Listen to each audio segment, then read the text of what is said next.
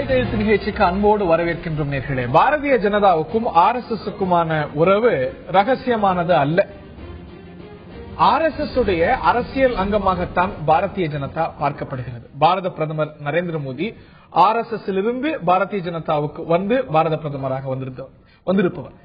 இந்த நிலையில பாரதிய ஜனதாவுக்கும் RSSக்கும் ஒரு ஒருங்கிணைப்பு கூட்டம் 3 நாள் டெல்லியில மத்தியான்சல் பவன்ல நடைபெறுகிறது. இது மிகப்பெரிய சர்ச்சையை கிளப்பி இருக்கிறது. இந்திய அரசாங்கத்துடைய அமைச்சர்கள், மூத்த அமைச்சர்கள், பிரதான அமைச்சர்கள் இந்த நிகழ்ச்சியில கலந்து கொண்டு அரசாங்கத்துடைய பார்வையை RSS இடம் விளக்கி வந்திருக்கிறார்கள். அமைச்சர்கள் சுஷ்மா ஸ்வராஜ், வெளிவிவகாரத்துறை அமைச்சர் சுஷ்மா ஸ்வராஜ், ராஜ்நாத் சிங், உள்விவகாரத்துறை அமைச்சர் ராஜ்நாத் சிங், மனோகர் பரிக்கர், டிஃபென்ஸ் மினிஸ்டர் மனோகர் பரிக்கர் என மூத்த அமைச்சர்கள் விளக்கம் அளித்து வந்திருக்கிறார்கள். ஒரு பிரசன்டேஷன் கொடுத்து வந்திருக்கிறார்கள். இந்த நிலையில இன்று பாரத பிரதமர் நரேந்திர மோடியும் இந்த ஒரு நிகழ்வுல பங்கேற்றிருக்கிறார். இது பல கேள்விகளையும் பல சர்ச்சைகளையும் எழுப்பியிருக்கிறது. என்ன அரசியல் அமைப்பு அந்தஸ்து இருக்கிறது RSSக்கு? இந்திய அரசாங்கத்துடைய அமைச்சர்கள் அங்கே போய் விளக்கம் அளிக்கிறார்கள். இது அரசியல் அமைப்பு சட்டத்தை கேலி கூத்தாக்கி இருக்கக்கூடிய ஒரு விஷயம் என்று காங்கிரஸ் உட்பட எதிர்கட்சிகள் கொந்தளித்திருக்கின்றன. பல கேள்விகளை எழுப்பி இருக்கிறது. RSS பாஜக கூட்டு கூட்டம் ஆக்கப்பூர்வமா அல்ல ஆபத்தா என்பதுதான் இன்றைய ஆயுத எழுத்து நிகழ்ச்சியின் பிரதான கேள்வி. விவாதிப்போம் இன்றைய ஆயுத எழுத்து நிகழ்ச்சியில். இது சார்ந்த கூடுதல் பின்னணி விவரங்களை எமது சிறப்பு செய்தியாளர் சலீம் டெல்லியில் இருந்து வழங்க கேட்போம். பாஜக 1980ஆம் ஆண்டு ஆரம்பிக்கப்பட்டது. அதற்கும் முன்னாடி ஜனதா கட்சியாக இருந்தது மற்ற கட்சிகளோடு சேர்ந்து. அதற்கும் முன்னாடி வேற எங்க போகுது அப்படின்னு சொல்லி பார்த்தா 1951ஆம் ஆண்டு திரு ஷியாமா பிரசாத் முகர்ஜி அவர்களால் ஆரம்பிக்கப்பட்ட பாரதிய ஜனசங். பாஜக ஒரு அரசியல் கட்சி, RSS ஒரு அரசியல் கட்சி கிடையாது. RSS 1925ஆம் ஆண்டு ஆரம்பிக்கப்பட்டது. ஆங்கிலேயர் காலத்தில் ஒரு முறை தடை செய்யப்பட்டிருக்கிறது. சுதந்திர இந்தியாவில் 3 முறை தடை செய்யப்பட்டிருக்கிறது. காந்திஜி அவர்கள் சுட்டுக் கொல்லப்பட்ட பிறகு இந்தியாவில் எமர்ஜென்சி பிரகடனப்படுத்தப்பட்ட பிறகு அவசர நிலை இருந்தது 75 77 வரைக்கும். அப்பவும் பாபர் மசூதி இடிக்கப்பட்ட பிறகும் இப்படியாக 3 முறை தடை செய்யப்பட்டிருக்கிறது. RSSற்கும் பாஜகவிற்கும் கடந்த 3 நாட்களாக டெல்லியில் மீட்டிங் நடைபெற்று வருகிறது. பல முக்கிய மத்திய அமைச்சர்கள், உள்துறை அமைச்சர் ராஜ்நாத் சிங், அது மட்டும் இல்லாம நிதி அமைச்சர் அருண்ஜேட்லி, வெளிவிவகாரத்துறை அமைச்சர் சுஷ்மா ஸ்வராஜ், பாதுகாப்புத்துறை அமைச்சர் மனோகர் பரிக்கர் மற்றும் ஸ்மிருதி இரானி ஆகிய முக்கிய அமைச்சர்கள் கலந்து கொண்டு பிரசன்டேஷன்ஸ் கொடுத்தாங்க. அதாவது இது ஒரு க்ளோஸ் டோர் மீட்டிங். உள்ள என்ன நடக்குது அப்படின்னு சொல்லி பத்திரிகையாளர்கள் போய் பார்க்க முடியாது. வெளியே வந்த RSS தலைவர்களிடம் கேட்கும் பொழுது அவங்க பத்திரிகையாளர்கிட்ட என்ன சொன்னாங்க அப்படின்னா, நரேந்திர மோடி அவர்கள் இந்திய பிரதமராக பதவியேற்ற பிறகு 15 மாத காலம் ஆட்சி எப்படி இருக்கிறது அப்படின்னு சொல்லிட்டு எல்லா முக்கிய அமைச்சர்களும் பிரசன்டேஷன் கொடுத்திருக்காங்க. இனிமேல் இந்தியா எந்த பாதையில் பயணிக்க வேண்டும் பாஜக ஆட்சியில அப்படின்னு சொல்லிட்டு நாங்க அறிவுரையும் ஆலோசனையும் வழங்கி உள்ளோம் அப்படின்னு சொல்லியிருக்காங்க. எதிர்கட்சிகள்லாம் அதாவது இந்த மீட்டிங் 3 நாள் மீட்டிங் முடிகிற தருணத்துல இந்திய பிரதமர் நரேந்திர மோடி அவர்கள் கலந்து கொண்டார். எதிர்கட்சிகள்லாம் என்ன சொல்றாங்க அப்படின்னா, இந்த மீட்டிங்கே இந்திய அரசியல் சாசனத்திற்கு எதிரான ஒரு மீட்டிங். அது மட்டும் இல்லாம இந்தியாவில் நரேந்திர மோடியை விட ஒருத்தர் பவர்ஃபுல்லா இருப்பார் அப்படின்னா அது RSS தலைவர் திரு மோகன் பகவத் தான். இது மட்டும் இல்ல, பாஜக ஆட்சி செய்தாலும் ரிமோட் கண்ட்ரோல் யார் கையில இருக்கு இந்தியாவை பொறுத்தவரைனா RSS கையில் இருப்பது இந்த மீட்டிங் உறுதிப்படுத்திருக்கிறது. மத்திய அமைச்சர்கள்லாம் படையெடுத்து சென்று பிரசன்டேஷன் கொடுத்தது உறுதிப்படுத்திருக்கிறது அப்படின்னு சொல்லிட்டு எதிர்கட்சிகள்லாம் காரசாரமாக குற்றச்சாட்டை முன்வைக்கிறார்கள். அமைச்சர்கள் பங்கு கொண்டது, பாரத பிரதமர் பங்கு கொண்டது, அமைச்சர்கள் எல்லாம் பிரசன்டேஷன் கொடுத்தது, இது மிகப்பெரிய சர்ச்சையை கிளப்பி இருக்கிறது. RSS பாரதிய ஜனதா கூட்டம் ஆக்கப்பூர்வமா ஆபத்தான முன்னுதாரணமா? பல கேள்விகள் எழுந்திருக்கின்றன. விவாதிப்போம். இந்த நிகழ்ச்சியில் நம்முடைய இணைகிறார்கள் திரு பிரகாஷம் சுவாமி அவர்கள். இதுல என்ன தவறு அப்படிங்கறது அவருடைய பார்வை. அதே போல திரு திருச்சி வேலுசாமி அவர்கள், இது அரசியல் அமைப்பு சட்டத்தை, அரசியல் அமைப்பை கேலி கூத்தாக்கிய ஒரு விஷயம் அப்படிங்கிற பார்வை கொண்டவர் திரு திருச்சி வேலுசாமி.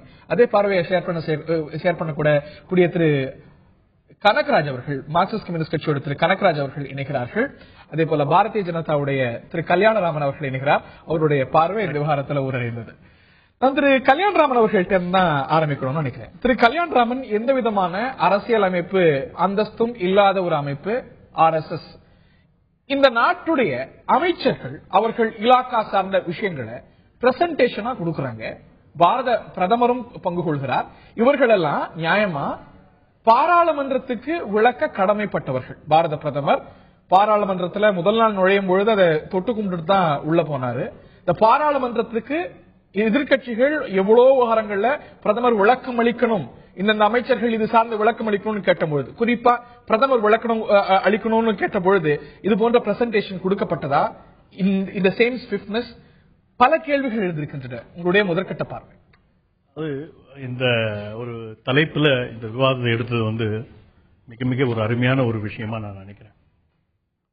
RSS உடைய சுயம் சேவகனாகவும் பாரதிய ஜனதாவை ரெப்ரசென்ட் பண்றவனாகவும் ரெண்டுத்தையுமே ரெப்ரசென்ட் பண்ணும்போது எங்களுடைய பெருமை இன்னும் அதிகமாகுது.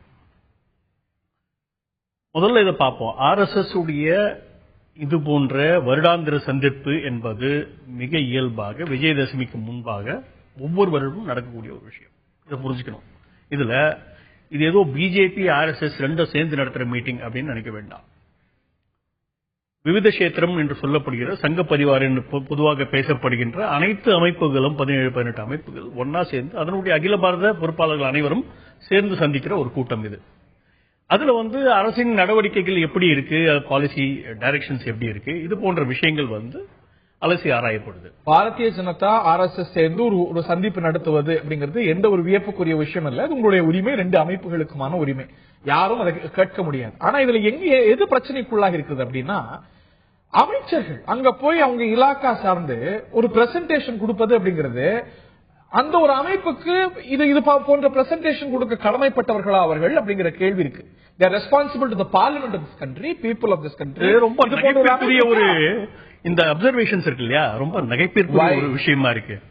முதல் விஷயம், இது கம்யூனிஸ்ட் நாடு கிடையாது, ஜனநாயக நாடு. என்ன இங்க ஓட்டளித்த வாக்களித்த மக்களுக்கு மக்களை ரெப்ரசென்ட் பண்ற பல்வேறு அமைப்புகளுக்கு பதில் சொல்ல வேண்டிய கடமை அரசாங்கத்துக்கு இருக்கு. அது ஒரு பக்கம் இருக்கட்டும். என்ன அதுல ஒரு அமைப்பு RSS நிச்சயமாக இப்ப நாளைக்கு பாருங்க இருங்க, நான் வரேன். நானு பாலிசி மேட்டர்ஸ் எவ்வளவு விஷயங்கள் பாலிசி மேட்டர் எடுக்கிறோம். இப்ப இன்சூரன்ஸ் எடுத்துப்போம். உடனே கம்யூனிஸ்ட் ஒரு பார்வை சொல்லுவாங்க. அவங்களுடைய பார்வை அரசாங்கம் ஏற்றுக்கொள்ள வேண்டும்.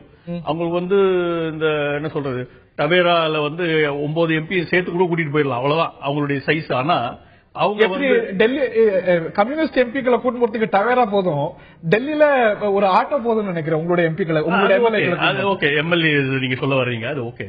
சோ இவங்களுடைய 9 பேரை ரெப்ரசென்ட் பண்ணக்கூடிய ஒரு அமைப்பு, அவங்க எங்களுக்கு வாக்கு கூட அளிக்கவில்லை பாரதிய ஜனதாவிற்கு. ஆனா அவங்க சொல்றதை நாங்க எதிர்பார்க்கணும், கேட்கணும் அப்படின்னு எதிர்பார்ப்பாங்க. ஆனால் இந்த அரசாங்கத்தின் வெற்றிக்காக போராடியவர்கள், இந்த அமைப்புடைய இந்த அரசாங்கம் வருவதற்கு முழு முதல் காரணியாக இருந்த RSS அமைப்பு அவங்களுடைய வாதங்களை அவங்களுடைய பார்வைகளை எடுத்துக்கூடாது, ஒரு சந்திப்பு இருக்கக்கூடாது. ஆளும் கட்சியா ரொம்ப தமாஷான விஷயம். பாரதிய ஜனதா அவங்களோட சேர்ந்து ஒருங்கிணைந்து சேர்றதுல யாருக்கும் எந்த பிரச்சனையும் இருக்க முடியாது. அமைச்சர்கள் அந்த இலாக்கா சார்ந்த துறை சார்ந்த வெளிவிவகாரத்துறை சார்ந்து அந்த துறையுடைய அமைச்சர், நீங்க ஏதோ ஒரு கல்ச்சுரல் ஆர்கனைசேஷன், ஒரு சமூக அமைப்பு, ஒரு கலாச்சார அமைப்புன்னு சொல்றீங்களோ அது முன்னாடி விளக்கம் கொடுக்கிறார்.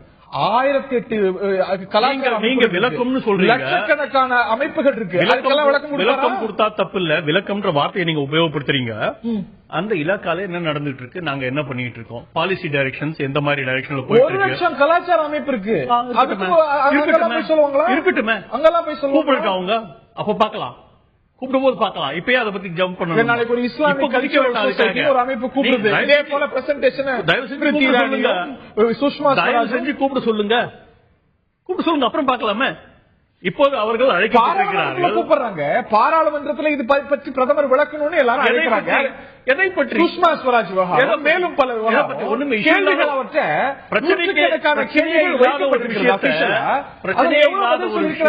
பிரச்சனையே இல்லாத ஒரு விஷயத்தை பத்தி பேசுறதுக்கும் நாட்டுடைய தேவைகள் அதை பற்றி பேசுறதுக்கும் வித்தியாசம். பாராளுமன்றத்தில் பேச மேட்டர் அது ஒண்ணுமே இல்லாத ஒரு மேட்டர் பெரிய இஷ்யூவா நீங்க பத்திரிகையாளர்களும் காங்கிரசும் எதற்காக பாராளுமன்றத்தில் விவாதிக்கப்பட்டது? இப்ப உடனே அடிஷனல் அப்சர்வேஷன் ஒன்னு சொல்லிடுறேன். இந்த நாட்டுலதான் நேஷனல் அட்வைசரி கவுன்சில் ஒன்னு இருந்துச்சு. ஓகே, என்ன சோனியா காந்தின்னு ஒரு அம்மா தலைமையில, அதுல ஜான் தயாள், அருந்ததி ராய், அனு ஆகா உட்பட மாபெரும் தேசபக்தர்கள் எல்லாம் இருந்தாங்க. வெளிநாட்டுல இருந்து பணமா அள்ளி சொந்த காசு சேர்த்துக்கிட்டவங்க எல்லாம் இருந்தாங்க. அவர்கள் சொன்ன இதுதான் பாலிசி டைரக்ஷனா காங்கிரஸ் தலைமையில செய்யப்பட்டுச்சு. அந்த தேசிய பாதுகாப்பு கவுன்சில் எக்ஸ்ட்ரா கான்ஸ்டிடியூஷனல், அதுக்கு போய் தேசிய பாதுகாப்பு கவுன்சில், நேஷனல் அட்வைசரி கவுன்சில், என்ன கான்ஸ்டிடியூஷனல் அத்தாரிட்டி இருக்கு, என்ன பேசிஸ் இல்ல, நேஷனல் அட்வைசரி கவுன்சிலுக்கு கான்ஸ்டிடியூஷனல் அத்தாரிட்டி கிடையாது. எதற்காக அமைச்சர்கள் அங்க போய் விளக்கம் கொடுக்கணும்னு கேட்கிறீங்க? அட்லீஸ்ட் ஒரு எக்ஸிகியூட்டிவ் ஆர்டர்ல ஒரு விஷயம் அது, அத கேள்வி கேட்கிறீங்க. பாலிசி மேட்டர்ஸ் எல்லாம் முடிவு பண்ணது நேஷனல் அட்வைசரி கவுன்சில். அது எக்ஸ்ட்ரா கான்ஸ்டிடியூஷன் அப்படின்னா அதற்கு அமைச்சர்கள் பதில் சொல்லக்கூடாது. நீங்க நான் சொல்ல வார்த்தையை எடுத்துக்க மாட்டேங்க. அவங்க பாலிசி மேட்டர்ஸ்குள்ள இன்டர்ஃபியர் ஆனாங்க, அவர்கள் முடிவு செய்தார்கள். ஆனால் RSS it is only suggestive body. இதெல்லாம் அரசாங்கத்துடைய பாலிசி மேட்டர்ஸ் இல்லையா, செயல்படுத்தப்படணும் உண்மை. ஆனா அந்த அரசாங்கத்திட்ட வலியுறுத்தப்படுது ஒப்பீனியன் இருக்கக்கூடாதா, NSCக்கு ஒப்பீனியன் இருக்கக்கூடாதா, பாலிசி டெசிஷன்ஸ் எடுக்கிற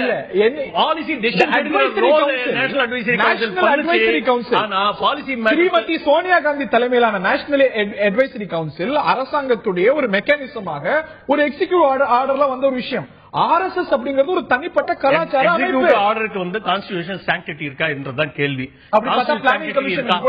பிளானிங் கமிஷன் கூட எக்ஸிகியூட்டிவ் ஆர்டர்ல வந்த ஒரு விஷயம் தான். வாஜ்பாய் அரசாங்கம் உட்பட எல்லா அரசாங்கம். நீங்க என்ன சொல்ல வரீங்க? அப்போ NSC அப்பாயின்ட் பண்ணது சரி, ஆனா RSS கன்சல்ட் பண்ணது தப்புன்னு சொல்ல வரீங்க?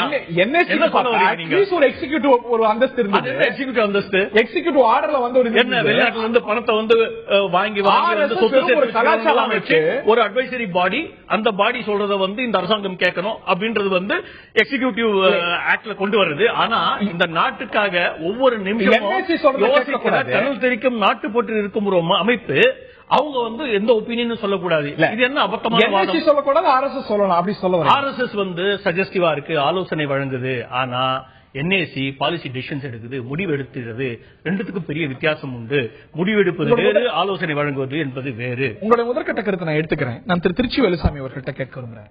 திருச்சி வேலுசாமி, RSS பாஜகவுக்கான உறவு இது புதிய ஒரு விஷயம் அல்ல. RSSல இருந்து வந்த உருவான ஒரு அரசியல் அமைப்பு தான் பாரதிய ஜனதா.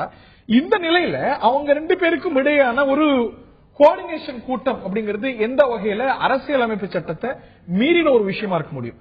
பாரத பிரதமரா இருந்த டாக்டர் மன்மோகன் சிங்னா காங்கிரஸ் கூட்டங்கள்லயும் காங்கிரஸ் தலைவராக பங்கு கொண்டு பல விஷயங்களை பகிர்ந்துட்டு இருக்காரு, பல ஆலோசனைகள் எடுத்துட்டு இருக்கிறாரு. அப்படி இருக்கக்கூடிய சூழ்நிலையில அரசியல் உறவு இருக்கக்கூடிய, தொப்புள் கொடி உறவு இருக்கக்கூடிய இந்த அமைப்புகளுக்கு இடையே ஒரு கோஆர்டினேஷன் கூட்டம் எந்த வகையில தவறுன்னு கருதுறீங்க? காங்கிரஸ் என்பது ஒரு அரசியல் கட்சி, RSS அரசியல் கட்சியா? உறவு 1000 இருக்கலாம், அது வேற. அரசியல் ரீதியாக இந்த நாட்டில் ஆட்சியில் பிரதமராக, அமைச்சர்களாக, சட்டமன்ற உறுப்பினராக, பாராளுமன்ற உறுப்பினராக வருகிறவர்கள் தேர்தலில் போட்டி போடுற போது ஒரு மதத்தின் உணர்வை தூண்டிவிட்டு வாக்கு கேட்பது கூட இந்த நாட்டில் சட்டப்படி குற்றம். அப்படி இருக்கிற போது ஒரு குறிப்பிட்ட மதத்திற்காக மட்டும் ஆதரவாக பேசுவது, மற்ற மதவாதிகளை எதிர்ப்பது என்று சொல்லுகிற ஒரு அமைப்பு, அதோடு அங்க போய் தான் பதில். நான் இவ்வளவு நாளா பையன் நினைச்சேன் இல்லங்க, அந்த அமைப்புல இருந்து தான் இந்த அரசியல் கட்சி வந்துட்டு இருக்கு. ரெண்டு பேருக்கும் இடையே ஒரு நெருங்கிய தொடர்பு இருக்கிறது. பாரத பிரதமர் சொல்லிங்களே, எந்த காலத்துல பாரத பிரதமர் RSS பிரச்சாரக் அப்படிங்கிறது ரகசியமா தேர்தலுக்கு பிறகுதான் விக்கிலீக்ஸ் கண்டுபிடிச்சாங்க. பிரச்சாரத்திலிருந்து வந்திருக்கலாம். ஆனா முரளி மனோகர் ஜோஷி இப்படி எங்க தலைவர்கள் எல்லாமே RSS பாரம்பரியத்தில் எல்லாத்தோட மூத்தவர் அத்வானியே இப்ப ஓரம் கட்டி போயிட்டார். நான் என்ன திருச்சி வேலுசாமி நான் சொல்றேன், எந்த கட்டத்துல பாரதிய நீங்க தேர்தலுக்கு முன்பாக சொல்லுங்கிறீங்க, எந்த காலகட்டத்தில் என்னுடைய ஒரே ஒரு கேள்வி, அதுக்கு பதில் சொல்ல விடுங்க. என்னன்னு கேட்டா, மக்களால் தேர்ந்தெடுக்கப்பட்டு ஆட்சியில் இருக்கக்கூடிய பிரதமர்களும் அமைச்சர்களும் அல்லது முதலமைச்சரும் அமைச்சர்களும் சட்டமன்றத்திலும் பாராளுமன்றத்திலும் மக்கள் பிரச்சனைக்காக கேட்கிற கேள்விக்கு அங்கதான் அவர் பதில் சொல்வதற்கான கடமை இருக்கிறதா? என்ன போன்ற பைத்தியக்காரர்கள் நினைச்சுட்டு இருந்தோம். பாராளுமன்றத்தை பதில் சொல்ல வேணாம், சட்டமன்றத்தை பதில் சொல்ல வேணாம், RSS ஆஃபீஸ்ல போய் கை கட்டி சொன்னா பதில் சொன்னா அதுதான் ஜனநாயகம் அப்படின்னு புதுசா சொல்றாங்க. அது அல்ல. சிரிக்கிறதுக்கு இல்ல, உங்களை பார்த்து நாடு இல்ல உலகமே சிரிப்பா சிரிக்குது. நீங்க இதை சிரிக்கிறது அவர் சொன்னாரு அங்கதான் நடக்குது, வேற என்ன நடக்குது கேட்கிறேன். அவர் சொல்றாரு ஒரு டெம்போ வேன்ல ஏத்திட்டு போனா காங்கிரஸ் சைக்கிள்ல போற மாதிரி தான் 2 MP இருந்தாங்க பிஜேபி. ஒரு ஜனநாயகத்தில் எண்ணிக்கை வைத்து பேசுவது கேலி செய்வது என்பது அறியாமையுடைய வெளிப்பாடு. அவர்கள் சொல்லுகிற கருத்து என்னங்கிறதா முக்கியம். இன்றைக்கு மக்களால் தேர்ந்தெடுக்கப்பட்டு 120 கோடி மக்கள் வாழ்கிற நாட்டுடைய அமைச்சர்கள் பாராளுமன்றத்திலே தங்களுடைய விளக்கத்தை சொல்லாமல், அவர்கள் மீது வருகின்ற குற்றச்சாட்டுகளுக்கு பிரதம மந்திரி அங்கே விளக்கம் சொல்லாமல் RSS அலுவலகத்திலே போய் விளக்கம் சொல்வதை ஏற்றுக்கொள்வார்கள் மனநோயாளிகளாகத்தான் இருப்பார்கள். பல்வேறு முக்கிய பிரச்சனைகளை அவங்களுடைய பார்வைகளை வெளிப்படுத்தியிருக்கிறாங்க. அது சரியாக பேசலாம். அது வேற. இந்த மாதிரி எவ்வளவோ கூட்டங்கள்ல, எவ்வளவோ தனியார் அமைப்புகள் இல்ல சமூக அமைப்புகள் ஏற்படுத்தக்கூடிய கூட்டங்கள்ல இதற்கு முன்னாடி அமைச்சர்கள் பிரதமர்கள் பொது விஷயங்களை விவாதிப்பது இல்லாட்டி விளக்கம் சொல்வது நடக்காத ஒரு விஷயம் அந்த நாட்டில். அதை தாண்டி RSS அப்படிங்கிறது அவங்களுடைய தொப்புள் கொடி இல்லைங்க. நான் என்ன கேட்கிறேன், இவர்கள் மதத்தை ஜாதியை கடந்த ஒரு ஆட்சி. இந்த ஆட்சியில நீங்க அமைச்சர்களே எங்களுக்கு ஓட்டு போட்டா ராமன் பிள்ளைகள் இல்லைன்னா வேசியின் பிள்ளைகள் சொல்றது, முஸ்லீமா பிறந்தவங்க இந்த நாட்டில் இருக்க வேணா ஓடி போன ஒரு பார்லிமெண்ட் மெம்பர் சொல்வது, முஸ்லீம்கள் எல்லாம் 2 பிள்ளைக்கு மேல பேரை பெற்றா அவனுடைய ஓட்டே அவனுக்கு கொடுக்க கூடாது, அவனுக்கு ரேஷன் கார்டே ரத்து பண்ணும், இந்துக்கள் 5 பிள்ளைகளை பெற்றுக்கணும் சொல்றது, இதுவெல்லாம் இந்த நாட்டில் இருக்கக்கூடிய பன்முகத்தன்மை கொண்ட உலகமே வியந்து பார்க்கிற ஒரு உன்னதமான தேசத்தில் ஒரு குழப்பத்தை உருவாக்கி இந்த நாட்டுடைய பெருமையை சிதைக்கின்ற ஒரு செயல். அதை தொடர்ந்து செய்து வருகின்ற ஒரு இயக்கம் தான் RSS இயக்கம்.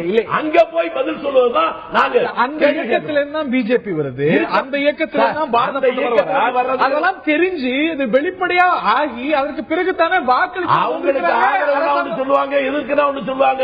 இதோட மோசமா பேசுற ஓவாசியை கண்டிச்சிங்களா? இதோட மோசமா எங்க வெளியில ஒண்ணு ஓவைசி பண்றது தப்புனா இவங்க பண்றது தப்பு தானே. அவர் நாங்க 2 தப்பு தான் சொல்றோம். இந்த நாட்டில் முஸ்லிம்களுக்கு இருக்கக்கூடிய தேசபக்தி அவர்கள் கடந்த காலத்தில் செஞ்சத நீங்க யாரும் செஞ்சதில்லை. இந்த நாட்டுடைய சுதந்திர போராட்டத்தில் மிக மோசமான ஒரு இடம் அடைக்கப்பட்டிருந்த இடம் அந்தமான்ல இருக்கக்கூடிய செல்வராஜ். அந்த சிறையில மிக மோசமான தாக்குதலுக்கு உள்ளாக்கப்பட்டு அங்கேயே சென்றவர்கள் 19 பேர் அங்கே நினைவு சின்னம் இருக்கு. அதுல முதல் பெயர் யாசி அலி, 2வது பேர் அஹ்மதுல்லா, அப்துல் கலாம். அவர்களை பார்த்து நீங்க போய் என்று சொல்வதே அப்துல் கலாமோட அவுரங்கசீப் ஒஸ்கியா போயிட்டார். உங்களுக்கு இப்போ அவுரங்கசீப் ஒஸ்கியா போயிட்டார். நீங்க சம்பந்தம் இல்லாம சொன்னீங்க. அப்பலாச்சாரியோ ஆர்மோசாமியோ அந்தோர் சாமியோ பார்க்கிறோம். ஜாதியின் பெயரால் மதத்தின் பெயரால் பிளவை உருவாக்கி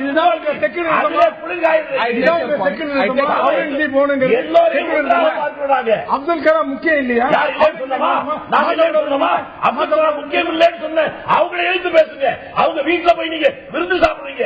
அப்துல் கலாம் முக்கியம் இல்லைன்னு ஒரு மாலை வைப்பதற்கு அனுதாபம் செய்வதற்கு கூட இல்லாமல் போனவங்க வீட்டுக்கு போறீங்க. அப்துல் கலாமுக்கு 2வது டேர்ம் கொடுக்காத நீங்க பேசுறீங்க. செகண்ட் டேர்ம் கொடுக்கிறமா இல்லையாமா அது வேற. நாங்க கொடுக்கலையா? ஒரு அதிசயமா இருக்கலாம். உங்களுக்கு ஜால்ரா போட கொடுக்குறீங்க. ஜால்ரா போட்டா மட்டும்தான் உங்களுக்கு பிடிக்கும். திருப்பி இந்த விஷயத்தை தலைப்பு ஒட்டி கொண்டு போக நினைக்கிறேன். திரு பிரகாஷன் சுவாமி கேள்வி தான். அவர் என்ன சொல்றாரு, கூப்பிடட்டும் கலாச்சார அமைப்புகள் வேற ஏதாவது கூப்பிடட்டும் நாங்க போறோம் அப்படின்னு அவர் சொல்வது நல்லா இருக்கு. ஆனா அது நடக்கக்கூடிய ஒரு விஷயமா? இவ்வளவு அமைச்சர்கள், பாரத பிரதமர் தொடங்கி அரசாங்கத்துடைய மிக மூத்த அமைச்சர்கள் அவங்க துறை சார்ந்த இலாக்கா சார்ந்த விஷயங்களை ஒன்றன் பின் ஒன்றா ஒரு 3 நாள் நடக்கக்கூடிய வேற எந்த கன்க்ளேவ்ல எந்த ஆட்சி காலத்துல, வாஜ்பாய் ஆட்சி காலத்தில் நடந்த விஷயமா நடக்கக்கூடிய விஷயம்? வாஜ்பாய் ஆட்சி காலத்தில் நடந்தா இல்ல. நான் ஒரு சின்ன உதாரணம் கொடுக்கிறேன். தமிழ்நாட்டில் திராவிட கட்சிகள்லாம் பெரியார் வழி, அண்ணா வழி, அவர் தான் எங்களுக்கு திராவிட கழகம் மூத்தது, அதுல இருந்து தோன்றியதுதான் திமுக, அதுல இருந்து தோன்றியதான் மதிமுக அப்படின்னு சொல்லிட்டு வராங்க. சோ அவங்களை ஒரு உருவகப்படுத்தி பெரியார் அண்ணா தமிழ்நாட்டோட திராவிட இயக்கத்தின் தலைவர்கள் இவங்க ஆட்சிக்கு வந்தவொடனே அங்க திராவிட கழகத்துல போய் அவங்களை அட்வைஸ் கேட்டு பெரியார் இருந்தவருக்கு ஒப்பீனியன் கேட்டு பண்ணாங்க. இது தவறா தெரியல. இது பெரியவங்க கிட்ட போய் அட்வைஸ் கேட்கிற மாதிரி ஒரு பிரதமர், அவரோட வயசுல மூத்தவர், ஒரு அனுபவம் மிக்கவர், ஒரு தேசபக்தர், அவங்க கிட்ட போய் அனுபவம் கேட்கறதும் திமுக ஆட்சி காலத்துல சமீபத்தில் நினைவு கூற முடியுதா? முக்கிய அமைச்சர்கள், பொதுப்பணித்துறை அமைச்சர், நிதி அமைச்சர், கல்வி சொல்றீங்க நீங்க பெரியார் ஆட்சின்னு சொல்றது இல்லையே, அண்ணா ஆட்சின்னு தானே சொல்றீங்க. பெரியாருடைய கொள்கையின் அடிப்படையில் வந்த ஆட்சிங்கிறத தாண்டி பெரியார் திடலுக்கு போய் திமுகவுடைய கூட்டத்துல அந்த காலத்துல இந்த மாதிரி கொடுத்த அந்த காலத்துல இந்த மாதிரி ஒரு மீட்டிங்கோ அந்த காலத்துல இல்ல, அது இப்பதான் வந்திருக்கு. இப்பதான் கான்பரன்ஸ் கால்லாம் அப்ப கிடையாது, பிரெயின் ஸ்டார்மிங் கிடையாது. அப்ப பிளைண்டா ஃபாலோ பண்ணாங்க. இன்னைக்கு பிஜேபி ஆர்எஸ்எஸ் கூட்டத்தை நான் என்ன சொல்றேன், நாட்டுடைய அமைச்சர்கள் பாராளுமன்றத்துக்கு பதில் சொல்ல வேண்டிய அமைச்சர்கள் ஒரு அமைப்புக்கு போய் ஒரு கலாச்சார அமைப்பு அடையாளப்படுத்தக்கூடிய அமைப்புல போய் இவ்வளவு அமைச்சர்கள் தங்களுடைய துறை சார்ந்த விஷயங்களை விளக்கம் அட்வைஸ் கருத்து பரிமாற்ற கூட்டம். ஏதாவது ஆன்டி நேஷனல் ஆக்டிவிட்டி பண்ணா நீங்க ஒத்துக்கலாம். பரிமாற்ற கூட்டம். இந்த 15 மாசத்துல இந்த மாதிரி பிரசன்டேஷன் ஒரு அமைச்சர் பின் ஒருவரா வேற ஏதாவது ஒரு கூட்டத்துல இவ்வளவு பேருக்கு கலந்துகிட்டதுக்கு அட்லீஸ்ட் பார்லிமெண்ட் கூப்பிடுங்க. அப்ப பாப்போம். நீங்க சோனியா காந்தி ஒரு எக்ஸ்ட்ரா கான்ஸ்டிடியூஷனல் அத்தாரிட்டி நண்பர்களுக்கு நமக்கு தெரியும்.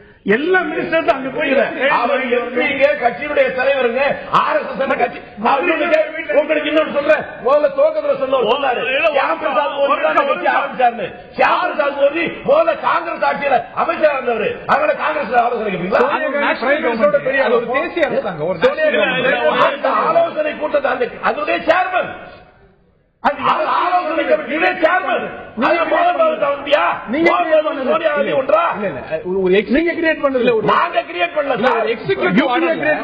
ஒரு நிர்வாக ஆணை மூலமாக வந்து ஒரு அரசாங்கத்துடைய கொள்கைகளை, இன்னும் சொல்ல போனா மசோதாக்களை ஒரு அமைப்பு வடிவமைக்கலாமா, தேசிய ஆலோசனை அமைக்கலாமா?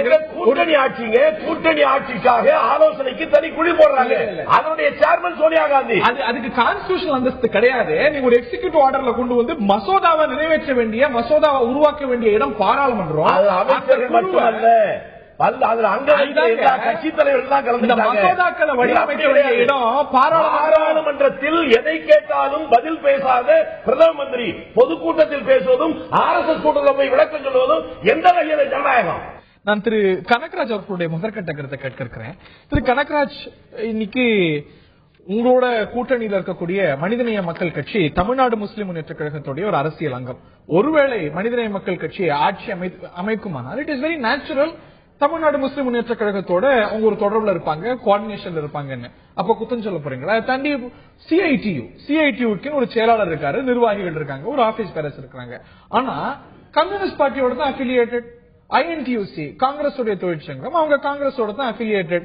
இயல்பா அவங்களுக்கு இடையே கோஆர்டினேஷன் இருக்கும், செயல்பாடுகள்ல ஒற்றுமை இருக்கும், சேர்ந்து செயல்படுவாங்க, ஒருத்தரோட ஒருத்தர் அக்கௌண்டபிள். அப்படிங்கும்போது இதுல ஜனநாயக விரோதம்னு சொல்றதுக்கு என்ன நீங்க கருதுறீங்க? அடிப்படையில இந்த கேள்வி ரொம்ப வித்தியாசமா, அவர் சிறுபிள்ளைத்தனமானது, நகைப்புக்கிடமானதுன்னு சொன்னாரு. ஆனா இது ஒரு திசை திருப்புறது. ஆக்சுவலா என்ன பிரச்சனைனா, இப்போ இன்னைக்கு இந்த கேள்விக்கு பதில் சொன்னா தத்தாத்ரேய கோஸ்போலே ஆர்எஸ்எஸ் ஸ்போக்ஸ் பர்சன் என்ன சொல்லியிருக்காருன்னா, இங்க ஏற்கனவே இவங்க சோனியா காந்தி இப்படி பண்ணலையா அப்படின்னு கேட்டிருக்காரு. ப்ராப்ளம் என்னன்னா, எந்த ஒரு கட்சியும் இந்த கட்சியினுடைய ஆட்சி, எனவே அவங்க கிட்ட இருந்துதான் இவங்க ஆலோசனைகளை பெறுவார்கள். ஒரு அரசியல் கட்சி அதனுடைய தலைவரிடமிருந்து அந்த அரசு அமைச்சர்களாக இருக்கிறவர்கள் ஆலோசனை பெறுவது தவறல்ல அடிப்படை. ஆனா இது அப்படிப்பட்டதில்லை. ஆனா இதுக்கு ஒரு வரையறை இருக்கு. எந்த வரையறை இருக்குன்னா, அவங்க கிட்ட தானே கேட்டுக்கிட்டு இவங்க நடவடிக்கை எடுக்கிறாங்கன்னு கேபினட் கூட்டத்தில் வந்து அவங்க உட்கார முடியாது. கேபினெட் அவங்க வீட்டு கூட்டத்தில் நடக்கும், அவங்க இடத்துல போய். சோனியா காந்தி வீட்டுல கேபினெட் நடக்குமா? அதான் சொல்றேன், அதான் அப்படி நடத்த முடியாது. சோனியா காந்தி வீட்டில் நடத்த முடியாது. அதே மாதிரி குரூப் ஆஃப் மினிஸ்டர்ஸ் ஒன்னு வச்சுக்கிட்டு நீங்க அங்க போய் நடத்த முடியாது. நீங்க அடிப்படையில் இந்த பிரச்சனையை நீங்க இன்னைக்கு நம்ம நாடு மதச்சார்பற்ற நாடு. நம்முடைய கான்ஸ்டிடியூஷன் பிரகாரம் உங்களுக்கு 1008 கொள்கை இருக்கலாம், ஆனா அதுலதான் நீங்க இருக்கணும். இன்னைக்கு ஆர்எஸ்எஸ் ஓட பத்திரிகை ஆர்கனைசர்ல பிரவீன் தொக்காடியா எழுதியிருக்கக்கூடிய கட்டுரை இன்னைக்கு வந்திருக்கு. 2 குழந்தைக்கு மேல முஸ்லிம்கள் பெற்றால் கிரிமினல் அஃபென்ஸ் அதை பார்க்கணும். பனிஷ்மெண்ட் கொடுக்கணும், ரேஷன் கார்டு கொடுக்கக்கூடாது, கல்வி இதெல்லாம் மறுக்கப்படணும் என்று இவங்க சொல்றாங்க. அப்போ இது கான்ஸ்டிடியூஷனுக்கு விரோதமானது. நீங்க அதை மாத்தணும்னு சொல்லி பேசலாம். இந்த அமைப்புக்கு இடம் போய் நீங்க உங்க அமைச்சர்கள் முழுவதும் இப்படி கேட்டுட்டு வரக்கூடாது என்பது ஒண்ணு. ரெண்டாவது, RSS இன்னொரு இயக்கமாக நீங்க பார்க்க கூடாதுங்கிறது என்னோட அபிப்பிராயம். நீங்க பேசும்போது அது ஏதோ இமைப்பொழுதும் சோறாமல் தேசபக்த சுதந்திர போராட்டம் நடைபெற்ற போது அதுல பங்கு பெறாத, இன்னும் சொல்ல போனால் அதை காட்டி கொடுத்த அமைப்பு அது. எமர்ஜென்சி வந்த போது அது வாய் புடிச்சத மாங்காய் புடிச்சதுக்கு பேசாம தயவு செஞ்சு எந்தெந்த விஷயத்துல காட்டி குடிச்சு நீங்க தயவு செஞ்சு லிஸ்ட் அவுட் பண்ணுங்க. பிரவீன் கபாடே கருத்து தான் தெரிவிச்சிருக்காரு. சஞ்சய் காந்தி துர்க்மன் கேட்ல என்ன பண்ணாருன்னு உலகமே அறியும். ஏங்க, அவன் ரவுடியா இருக்கா, நான் துப்பாக்கி எடுத்து சுடுவேன்னு நீங்க எதுக்கு சொல்றீங்க? நீங்க பேசும்போது நான் எப்போதும் குறுக்க வரல. நீங்க எவ்வளவு நேரம் பேசணுமோ பேசுங்க. எனக்கு ஒரு நிமிஷம் ஆதாரத்தோடு பேசுங்க. தயவு செஞ்சு ஆதாரம் சொல்லுங்க. தேசத்துக்கு காட்டி கொடுத்தாங்கன்றீங்களா சேர்த்து வச்சு பேசுங்க. ஆதாரங்களோடு சொல்லுங்க. அப்ப நமக்கு எல்லாருக்கும் புரியுது. மக்கள் பாத்துக்கிறாங்க. நீங்களும் நிறைய பேசுறீங்க. சொல்லுங்க. தேச துரோகம் அப்படின்னா எந்த விஷயத்துல 1962 நீங்க பண்ண தேச துரோகம் நான் சொல்றேன். அந்த மாதிரி 1949 முன்னாடி என்ன தேச துரோகம் பண்ணிச்சு நீங்க சொல்லுங்க. நம்ம பாயிண்ட்ஸ்க்கு வந்துருவோம். திரு கனகராஜ். இல்ல, அவங்க பேசி முடிச்ச பிறகு நான் எப்போதுமே பேசுறதுக்கு நான் தயாரா. ஆதாரத்தோட பேசுங்க, அவ்வளவுதான். வேற எதுவும் கேட்கல. நீங்க ஆதாரத்தோட பேசுங்கன்னு நீங்க 10 தடவை ஊரறிஞ்ச உண்மை. அந்த மாதிரி நம்ம ஆதாரங்களை பேசுவோம். திரு கனகராஜ் கோஹன், உங்கள் RSS குருஜி என்று அழைக்கப்படுகிற கோல்வால்கர் அந்த காலத்தில் தான் வாழ்ந்தார். அவர் எழுதிய பஞ்சாப் தாட்ஸ் தமிழ்ல ஞானகங்கை என்று மொழிபெயர்க்கப்பட்டு வந்திருக்கிறது. பகத்சிங்கை பற்றி குறிப்பிட்டிருக்கிறார். இப்படி தூக்குல தொங்குறவன், தோல்வி அடைஞ்சவன், இதை நான் ஏற்றுக்கொள்ளவில்லை என்று சொல்லி இருக்கிறார். நான் சொல்றேன், அது சொல்லப்படவில்லை என்றால் நான் கல்யாணராமன் காலில் விழுந்து நான் இங்க மன்னிப்பு கேட்கிறேன். இல்லை என்றால் நீங்க பேச வேண்டாம். இல்ல ஒரு நிமிஷம் நான் சொல்றேன். இதை நான் அதே போல ஒரே ஒரு முறை ஹெட்கேவர் ஜெயிலுக்கு போனதை தவிர RSS தலைவர்கள் யாரும் 1947 சுதந்திரம் அடைகிற வரை பிரிட்டிஷ்காரர்களுக்கு எதிராக பேசியவர்கள் கிடையாது. அப்படியே தேச துரோகம் நீங்க எதை சொன்னீங்க, காட்டி கொடுத்தது எதை சொன்னீங்கன்னு நான் கேட்டேன். ஞானகங்கையில இருந்து சொல்ல முயற்சி பண்றீங்க. உங்ககிட்ட ஆதாரம் இல்லைன்னு ஒத்துக்கோங்க. அடுத்த டாபிக் போகலாம். இல்ல, இப்படித்தான் ஃப்ரண்ட்லைன் பத்திரிகை வாஜ்பாய் எப்படி காட்டி எழுதி கொடுத்து விட்டு வந்தார் என்று அது ஒரு ஃப்ரண்ட்லைன் பத்திரிகை பெரிய அத்தாரிட்டி எல்லாம் கிடையாதுங்க. இல்ல ஒரு நிமிஷம் பேச விடுங்க. இல்ல நீங்க பேசுங்க. நீங்க அரை மணி நேரம் பேசுவீங்க. நீங்க அரை மணி நேரம் பேசுவீங்க. கனகராஜ், உங்களுக்கு ஒரு பாயிண்ட் இருக்கா, அவருக்கு ரிபேட் பண்ண போகலாம். நம்ம இதற்குள்ள போனா கம்யூனிஸ்டுகள் எப்படி அடிப்படையில் அப்ப நீங்க அதற்குள்ள தலையிட்டு இருக்கணும். சுதந்திரம் அவர் தேசபக்தர் சொன்னாரு. நீங்க ஒரு தேச விரோத கும்பலிடம் போய் அப்படி கேட்பதை நான் ஆட்சேபிக்கிறேன். இல்ல, அதனால நான் சொல்றேன், நான் தேசபக்தன் நான் சொல்லிட்டேன், அதனால நான் அப்படி இருக்கேன்னா அது இல்லை என்று சொல்ல வேண்டிய அவசியம் இருக்கிறது. நீங்க ஒண்ணு தெரியும், எமர்ஜென்சியை விலக்கிக் கொள் என்று கேட்காத ஒரு கட்சி, ஒரு அமைப்பு இருந்தது தெரியுமா? இந்தியா முழுவதும் நிறைய பேர் கைது செய்யப்பட்டவர்கள் RSS காரங்க. ஆனா எங்களை விடுதலை பண்ணுங்கன்னு தேவரஸ் 3 கடிதம் எழுதினார்.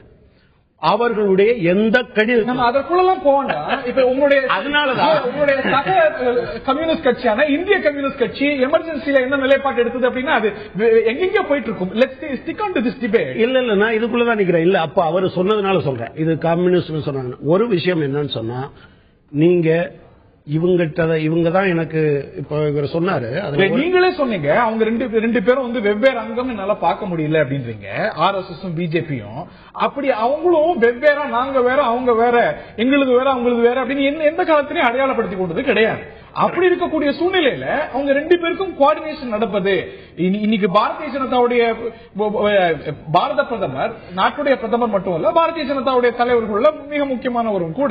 அப்படி இருக்கக்கூடிய சூழ்நிலையில அந்த கெபாசிட்டியில அந்த கூட்டத்தில் கலந்து கொள்வது அப்படிங்கிறது அந்த அந்த அமைப்பு மேல மாற்றுக்கிறது இருக்கு. What is so unnatural about it? இல்ல அதைத்தான் நான் சொல்ல வந்தேன். நீங்க ஒரு அமைப்பு என்கிற முறையில் அந்த அமைப்பிடம் ஆலோசனை பெறுவதில் எந்த விதமான தவறும் கிடையாது.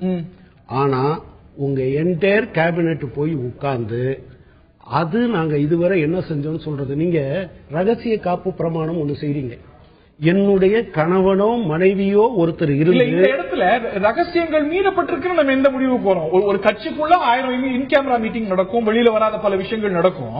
அங்க ரகசியம் மீறப்பட்டதுங்கிறது இந்த இடத்துலயோ அந்த இடத்துலயோ மீறப்பட்டதுங்கிறதுக்கு நமக்கு அதைத்தான் நான் சொன்னேன். அதுக்கு என்ன தத்தாத்திரேய கோஸ்போலே என்ன சொன்னாருன்னு நான் சொல்லியிருக்கேன்.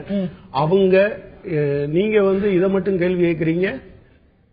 சோனியா காந்தி ரிமோட் கண்ட்ரோல் பண்ணாங்கல்ல, அவர் இதை ஜஸ்டிஃபை பண்ண நாங்க ரிமோட் கண்ட்ரோல் பண்ணலன்னு சொல்லக்கூடிய ரிமோட் கண்ட்ரோலிங் எல்லாருக்கும் கேட்பது போல கேட்பதற்கு உரிமை இருக்கிறது போல எங்களுக்கும் மினிஸ்டர் இல்ல அப்படி அவர் சொல்லல. அப்படி அவர் சொல்லல. நான் அதை கோட் பண்றேன்.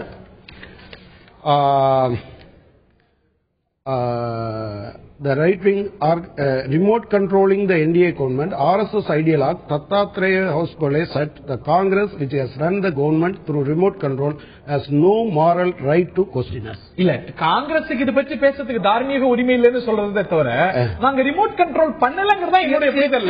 இல்ல அவங்க சொல்லிருக்காங்க ரிமோட் கண்ட்ரோலிங் ஏத்துக்க முடியாது. At least they denied it. பண்றாங்க இல்லங்கிறது ஒரு விஷயம். அவங்க சொல்றாங்க அப்படின்னு சொல்றாங்க. ரிமோட் கண்ட்ரோல் RSS சொல்லுது. இதை விட இன்னொன்னு 2008 அத்வானி இங்க சென்னையில தான் பேசினார். சென்னையில என்ன பேசினாருங்கிறத நான் கொஞ்சம் வாசிக்கிறது நல்லா இருக்கும்னு நினைக்கிறேன். Impression gained September 2005 Chennai national எக்ஸிகியூட்டிவ்ல mister Advani said an impression had gained ground that his party could take no decision without consent of the RSS. This perception we hold will do no good either to the party or to the RSS. என்ன சொல்றாருன்னா அவர் தான் சொல்றாரு. அவர் வெளிப்படையா பேசினதுதான். RSS இல்லாமல் ஒரு சின்ன முடிவை கூட எடுக்க முடியாது என்கிற அபிப்பிராயம் எல்லா இடத்துலயும் வந்திருக்கு. இது RSSக்கு நல்லது இல்ல. அது அவருடைய பார்வை. RSS ஓட அபிப்பிராயம் எடுக்கிறதா வேண்டாமாங்கிறது அவங்க எடுக்க வேண்டிய முடிவு. இதுல சட்ட குற்றம் இங்க வந்தது. கான்ஸ்டிடியூஷன் மீறக்கூடிய விஷயம். இந்தியாவினுடைய அத்வானிக்கு ஒரு பார்வை இருக்கலாம், இன்னைக்கு தலைவரா இருக்கக்கூடிய அமித்ஷாக்கு ஒரு பார்வை இருக்கலாம், இன்னைக்கு ஆலோசனை கேட்டு பெறுவது நல்லதுன்னு இருக்கலாம். இது அவங்களுடைய முடிவு. இதுல சட்ட குற்றம் அதான் நானும் கேட்டேன். சிஐடியுக்கு ஆபீஸ் பேரஸ் இருக்காங்க, அவங்க சிபிஎம் கேட்கிறாங்க, சிபிஎம் அபிலிட்டி உங்களுடைய நிலைப்பாடு எடுக்கிறாங்க. நீங்க சிஐடியு மெம்பராகவும் சிபிஎம் மெம்பரா இருக்கும் போதும் அது பேசுறதுங்கிறது வேற. when you are a constitutional authority, when you have that post. நான் சிபிஎம் ஆட்சிக்கு வந்தா பொலிட் பீரோக்கு பதில் சொல்ல மாட்டாங்க. இல்ல பாலிசியில பொலிட் பீரோவுக்கு டிசிஷன் சொல்றது வேற, கட்டுப்பட்டவங்களா இருக்கிறது. ஆனால் அதே சமயத்தில் இவர்கிட்ட தானே நான் கேட்கிறேன். எனவே இவர் கேபினெட்ல உட்காரலாம், கேபினெட் ரகசியத்தை என்னுடைய கேள்வி. கேபினெட் ரகசியம் எங்க பகிர இல்ல நீங்க பத்திரிகையில வந்திருக்க செய்தி என்னது? இவங்க எல்லாரும் இவங்களோட என்னென்ன விஷயங்கள் எடுத்திருக்கோ என்ன எடுக்க போறோங்கிறத இவங்க நான் திரு கல்யாணராமன் அவர்கள்ட்ட கேட்க விரும்புறேன். இதுல இப்ப பிரசன்டேஷன் அப்படிங்கிறீங்க, இப்ப இது எந்த வகையிலும் விளக்கம் கொடுக்கலங்கிறீங்க. இது வெளிப்படையா செஞ்சுட்டு போலாமே. வெளிப்படையாக தான் செஞ்சிட்டு இருக்காங்க. பிரதமர் கலந்துக்கிற எல்லா நிகழ்வும் நேரடியா ஒளிபரப்பு செய்யப்படுது, நேரடியா காட்டப்படுது. இதுக்கு ரகசிய நிகழ்வுகள் எல்லாமே க்ளோஸ் டோர் மீட்டிங்ஸா இருக்கும். என்ன இது பொதுக்கூட்டங்களா RSS நடத்துறது RSS உடைய பதசஞ்சலன் நாங்க சொல்ல நாட்டுடைய அமைச்சர்கள் கலந்துக்கிறாங்க, இந்த நாட்டுடைய அமைச்சர்கள் விளக்கம் அளிக்கிறாங்க. அப்படிங்கும்போது இட் ரைசஸ் क्वेश्चंस. அவங்க விளக்கம் அங்கேயா சொல்லியிருக்காங்களா? ஓஆர்ஓபி பத்தி பேசினீங்க. இப்போ அந்த பட்டேல் கம்யூனிட்டி அவங்க ரிசர்வேஷன் கேட்டுட்டு இருக்காங்க. இன்னொரு பக்கம் வெளிநாட்டில் இருக்கக்கூடிய இந்தியர்களுடைய பல்வேறு பிரச்சனைகள் இருக்கு. இப்படி விதவிதமான இந்தியாவுடைய கல்வி கொள்கைகள் எப்படி போயிட்டு இருக்கு அப்படின்னு ஒரு பார்வை இருக்கு. இப்படி விதவிதமான விஷயங்கள்ல அரசாங்கத்துக்கு ஒரு ஒப்பீனியன் இருக்கும், RSS ஒரு ஒப்பீனியன் இருக்கும். இரண்டையும் கலந்து பார்க்கறது, நாங்க இந்த டைரக்ஷன்ல போயிட்டு இருக்கோம், இது எங்களுடைய ஒப்பீனியன் அப்படின்னு 2 பேரும் சேர்ந்து பேசுறதுல என்ன ஒரு தவறு இருக்க முடியும்? நடுவுல இந்த மத சார்பு அப்படின்ற ஒரு இதுக்கு வந்துட்டாங்க. அதுக்குள்ள சேர்த்து வந்தா இந்த இது முழுமையா புரியும். 18 அக்டோபர் 1947 மகாராஜா ஹரிசிங்க பாக்கிறதுக்காக குருஜி கோல்வல்கர் போறாரு, எங்களுடைய தலைவர். அப்ப அவர் கூட மாதவராவ் ஓக் போறாரு. அனுப்புறது யாரு தெரியுமா? சர்தார் பட்டேல். சர்தார் பட்டேல் காஷ்மீருடைய அக்சஷன் டு இந்தியா நீங்க போய் பேசினாதான் நடக்கும் அப்படின்னு அனுப்புறாரு. நான் டேட்டு கூட சேர்த்து கொடுத்திருக்கேன். 18 அக்டோபர் 1947. யார் அனுப்புறது? சர்தார் பட்டேல் அனுப்புறாரு. இது ஒண்ணு. ரெண்டாவது, 1962 போர்ல RSS உடைய ரோலை பாராட்டி 1963 ஜனவரி 26 அன்று 3000 RSS சுயம் சேவர்கள் கலந்து கொண்ட அணிவகுப்பு ரிபப்ளிக் டேல நடக்குது. நேரு அதுக்கு டிசைட் பண்றாரு. அது வல்ல பிரச்சனை. RSS உடைய கிரெடென்ஷியல்ஸ், கம்யூனிஸ்ட் உடைய கிரெடென்ஷியல்ஸ் ரொம்ப இம்பார்ட்டன்ட்டான பாயிண்ட். என்னுடைய கேள்வி நான் சொல்றேன். 65 போரில் பாகிஸ்தானுடைய ஆல் பார்ட்டி மீட்டிங் நடக்குது. லால் பகதூர் சாஸ்திரி கன்வீன் பண்றாரு. லால் பகதூர் சாஸ்திரி கன்வீன் பண்ணும்போது ஆல் பார்ட்டி மீட்டிங் கூப்பிடப்படுறது யார் தெரியுமா? இதே குருஜி கோல்வல்கர். என்ன அடிப்படையில் கூப்பிடுறாங்க? இது ஒரு தேசபக்த அமைப்பு. வார் ஃப்ரண்ட்ல food supply, war front transportation, டெல்லியுடைய என்டையர் டிரான்ஸ்போர்ட் மேனேஜ்மெண்ட் சிஸ்டம் இதெல்லாம் கண்ட்ரோல் பண்ணது RSS அன்னைக்கு. இப்படி இன்னைக்கு இங்க நம்ம நாகப்பட்டினத்துல சுனாமிங்க 3000 பிணங்களை இங்க RSS போட்டாரு. இந்த அமைப்புடைய இயல்பா சமுதாய தேசபக்தி இருக்கிற ஒரு அமைப்பு. போராட்டத்தில், சுதந்திர போராட்டத்தில், ஆங்கிலேயனுக்கு எதிரான போராட்டத்தில் உங்க ரோல் என்ன? நீங்க அதுக்கு பின்னால பேசுறீங்க.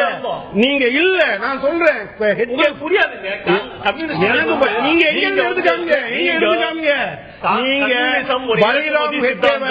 பலிராம் இறக்குமதி சித்தாந்தத்திற்கு புரியாது. நீங்க சலாமியா பாஷை பேசிட்டு இருக்கீங்க கம்யூனிசம் என்ற பேர்ல. இந்த நாட்டுடைய என்ன தெரியாது, தெரியாது, ஜனநாயகம் தெரியாது. இந்த நாட்டினுடைய கலாச்சாரம் பலிராம் ஒரு முறை வந்தது தவிர இல்ல, ரெண்டுத்தையும் அனுமதிக்க முடியாது. அவர் 62 நான் கேட்டது சுதந்திர போராட்டத்தின் போது பலிராம் ஹெட்கேவர் ஒரு முறை போனதை தவிர நீங்க சப்போர்ட் பண்ணீங்க இல்லையா?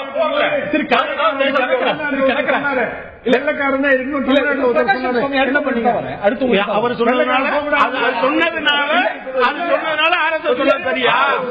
சொன்னதுனால எல்லாத்தையும் கேட்டுக்கிறேன். ஒவ்வொரு கட்சியோட கிரெடென்ஷியல்ஸையும் போய் அதை பத்தி பேசிட்டு இருந்தா அப்படின்னா என்ன? கான்ஸ்டிடியூஷனல் இன்சல்ட் பண்றதுன்னா என்னன்றது ஒரே ஒரு உதாரணம் சொல்றேன். நான் பிரகாஷம் சுவாமி அவர்கள்ட்ட கேட்கிறேன். இந்த மாதிரியான விஷயம் வாஜ்பாய் ஆட்சி காலத்துல முன்னுதாரணம் இருந்தது இல்லை. 2 பேருக்கும் இடையே ஒரு ஒருங்கிணைப்பு இருந்ததே தவிர வாஜ்பாய் இந்த மாதிரி ஒரு கூட்டத்தை கூட்டி தன்னுடைய அமைச்சரவையில் இருந்தவங்க எல்லாம் அவங்கள்ட்ட பிரசன்ட் செய்ய வைத்து இல்ல தான் போய் பேசின ஒரு நிகழ்வு நினைவு கூற முடியல. இது ஒரு ரைட் பிரசிடென்டா இதே தேசிய ஆலோசனை குழுவை கான்ஸ்டிடியூஷனல் அந்தஸ்து இல்லாதது, இது முழுவதுமாக கலைக்கப்பட வேண்டும் அப்படின்னு கோரிக்கை வைத்த கட்சி தான் பாரதிய ஜனதா. அது எக்ஸ்ட்ரா கான்ஸ்டிடியூஷனல் ஒரு அட்வைஸ் கொடுக்கக்கூடிய ஒரு அமைப்பு எக்ஸ்ட்ரா கான்ஸ்டிடியூஷன் அப்படின்னா இவ்வளவு அமைச்சர்கள் பாரத பிரதமர் உட்பட போய் கலந்து கொள்வது அப்படிங்கிறது is it setting right presidents? நான் கேட்கிறேன், வாஜ்பாய் பிரதமரா இருக்கும்போது சுதர்ஷன் ஜிட்ட என்ன டிஸ்கஸ் பண்ணாரு, எப்ப மீட்டிங் போட்டாரு, எந்த சமயத்தில் பேசினாங்க நமக்கு தெரியாது. ஆனா அவர் கேட்டிருக்கலாம். ஏன்னா சுதர்ஷன் ஜி மேல பெரும் மரியாதை வைத்திருந்தார் பாரத பிரதமர் வாஜ்பாய். இப்ப மோடி பண்றது டிரான்ஸ்பரண்டா பண்றதுனாலதான் கண்ணு குத்துது. இதுவே ஒரு ரகசியமா ஒரு மீட்டிங் வச்சுட்டு போயிருந்தானே யாருக்கும் தெரிஞ்சிருக்க போறது இல்ல. ஏன்னா ஒரு அட்வைசரி ரோல் RSS கிளீனா இவங்க சொன்ன advisory role, nothing to hide அப்படிங்கறதுனால பிரச்சனையே வருது. இப்போ மோடிஜியே போய் நாக்பூர்ல போய் உட்காந்துட்டு மன்மோகன் பகத் கிட்டயோ எல்லார்ட்டையும் எக்ஸ்பிளைன் பண்ணி சொல்ல போறோம்னா யாரும் கேட்டிருக்க போற 3 hours 4 hours இருந்திருக்கலாம். இந்த transparency plays all the big role. இவ்வளவு வெளிப்படையா தப்பு இல்ல. கலாச்சார அமைப்பு அத்தனை அமைச்சர்களை அதுவும் in a much publicized event கேட்கும் பொழுது பார்லிமெண்ட் சுப்ரீமா இந்த அமைப்பு சுப்ரீமாங்கிற ஒரு சந்தேகம் எழுத. RSS is not taking a decision. It's advisory. You should understand the difference between advisory and policy making. இல்ல advisory கொடுக்கறாங்க. decision making இல்ல இது இப்ப நம்ம துறையில ஒரு சீனியர் டைரக்டர் போய் கேட்க மாட்டோமா எப்படி இந்த ரிப்போர்ட் பண்ணலாம், எப்படி இந்த நியூஸ் கேதர் பண்ணலாம், அது தப்புன்னு சொல்ல முடியுமா? இந்த பர்சனல் கன்சல்டேஷன் வேற, இந்த மாதிரி ஒரு கோஆர்டினேஷன் கேபினெட்ல இருக்கக்கூடிய முக்கியமான அமைச்சர்களை இந்த ஒன்ரா கன்வென்ஷன்ல ஏன் இது செய்யல இல்ல இது என்னன்னா ஏன் விளக்கம் கொடுக்க வேண்டிய ஒரு நிலை வருது? வெளிவிவகாரத்துறை அமைச்சர் ஏன் அவங்கள்ட்ட பிரசன்ட் பண்ணோம்? நாட்டுக்கு பிரசன்ட் பண்ணுங்க, பிரசன்ட் டு தி கண்ட்ரி. வந்து இவங்க அந்த குரூப்ல RSSல there are experts in foreign affairs, experts in finance. இல்ல அந்த அட்வைஸ் வெளிப்படையா தேசத்துக்கு வெளிப்படையா பண்றாங்க. இல்ல இல்ல ரெண்டு பேரும் உட்கார்ந்துட்டு ரெண்டு பேரும் பேசிக்கணும் இல்லையா? பங்கு கொள்ளக்கூடிய அனைத்து அமைச்சரான சுஷ்மா ஸ்வராஜ் அவர்களும் எங்களுடைய எக்ஸ்பர்ட் ஒருத்தர் இந்த நாட்டு மக்களுக்கு சொல்லக்கூடிய அனைத்து கருத்துக்களும்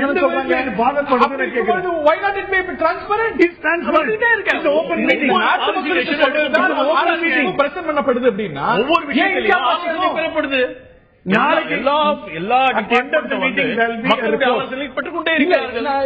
காங்கிரசுடைய தார்மீக நிலை பற்றிய கேள்வி மீண்டும் எழுது.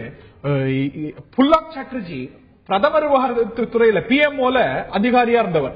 ஆனா அவர் வந்து சோனியா காந்தி கிட்ட அரசாங்க விஷயங்கள் அத்தனையும் டிஸ்கஸ் பண்ணாரு, இல்ல ஃபைல் எடுத்துட்டு போனாரு வரைக்கும் குற்றச்சாட்டு இருந்தது. இதை தாண்டி அமைச்சர் HR பரத்வாஜ் சோனியா காந்தி கிட்ட ஃபைல் போனா என்ன தப்புங்கிறார்.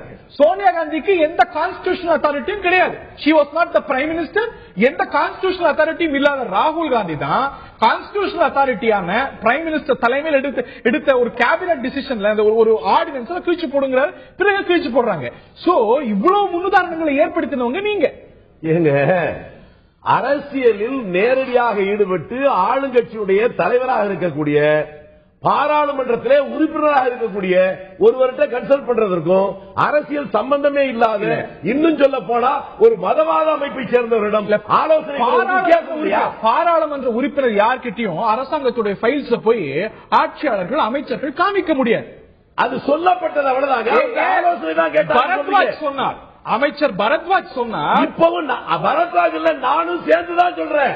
அவர் ஆளுங்கட்சி ஆட்சியுடைய அந்த கூட்டணி அரசுடைய ஆலோசனை குழுவுடைய சேர்மன் அவங்க. ஆனால் அவங்ககிட்ட கேட்கிறாங்க அரசியலமைப்பு சட்டப்படி நான் கேட்க விரும்புவது சீக்ரெசி ஆக்ட் படி நான் கேட்க she is not entitled to see that. அதெல்லாம் கிடையாது.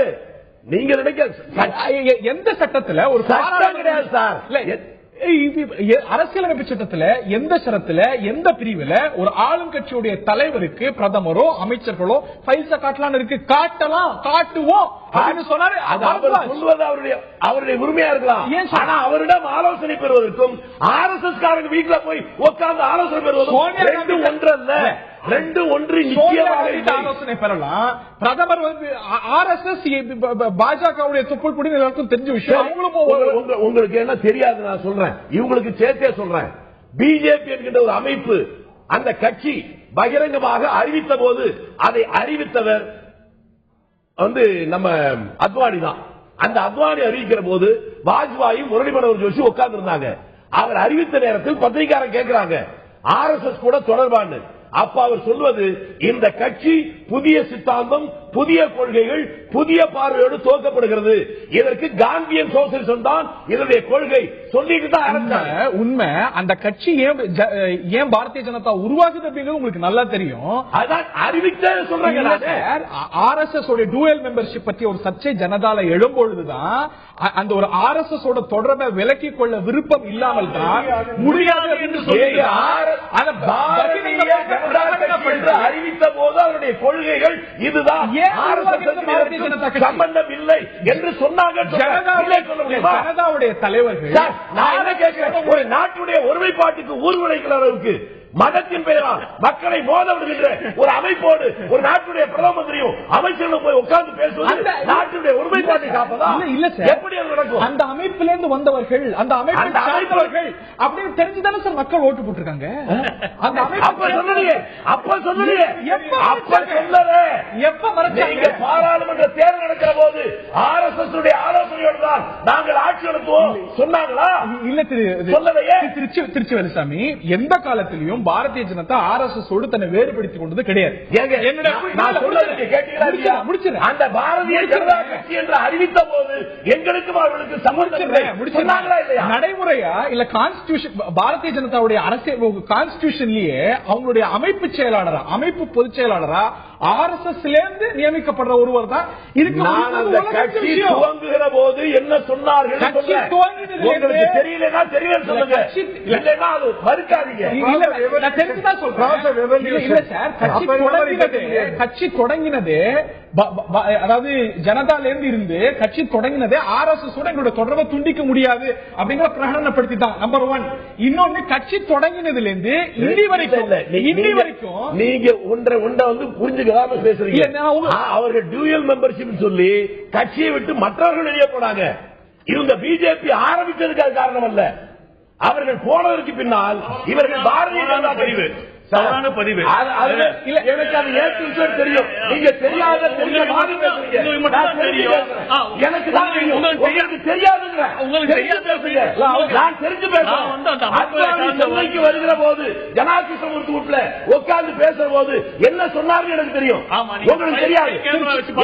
நான் நேரில் பேசுறேன், கேமரா வச்சு பேசுறேன், கேமரா வச்சு எல்லாம் பேசுறேன். நீங்க துரோகம் பண்ணா கேட்டீங்களே, பால் சகோதரர்கள் என்கின்ற ஒரு தேச தியாகிகளை மறைந்திருந்தவர்களை ஆள் காட்டியவர் வாஜ்பாயா இல்லையா?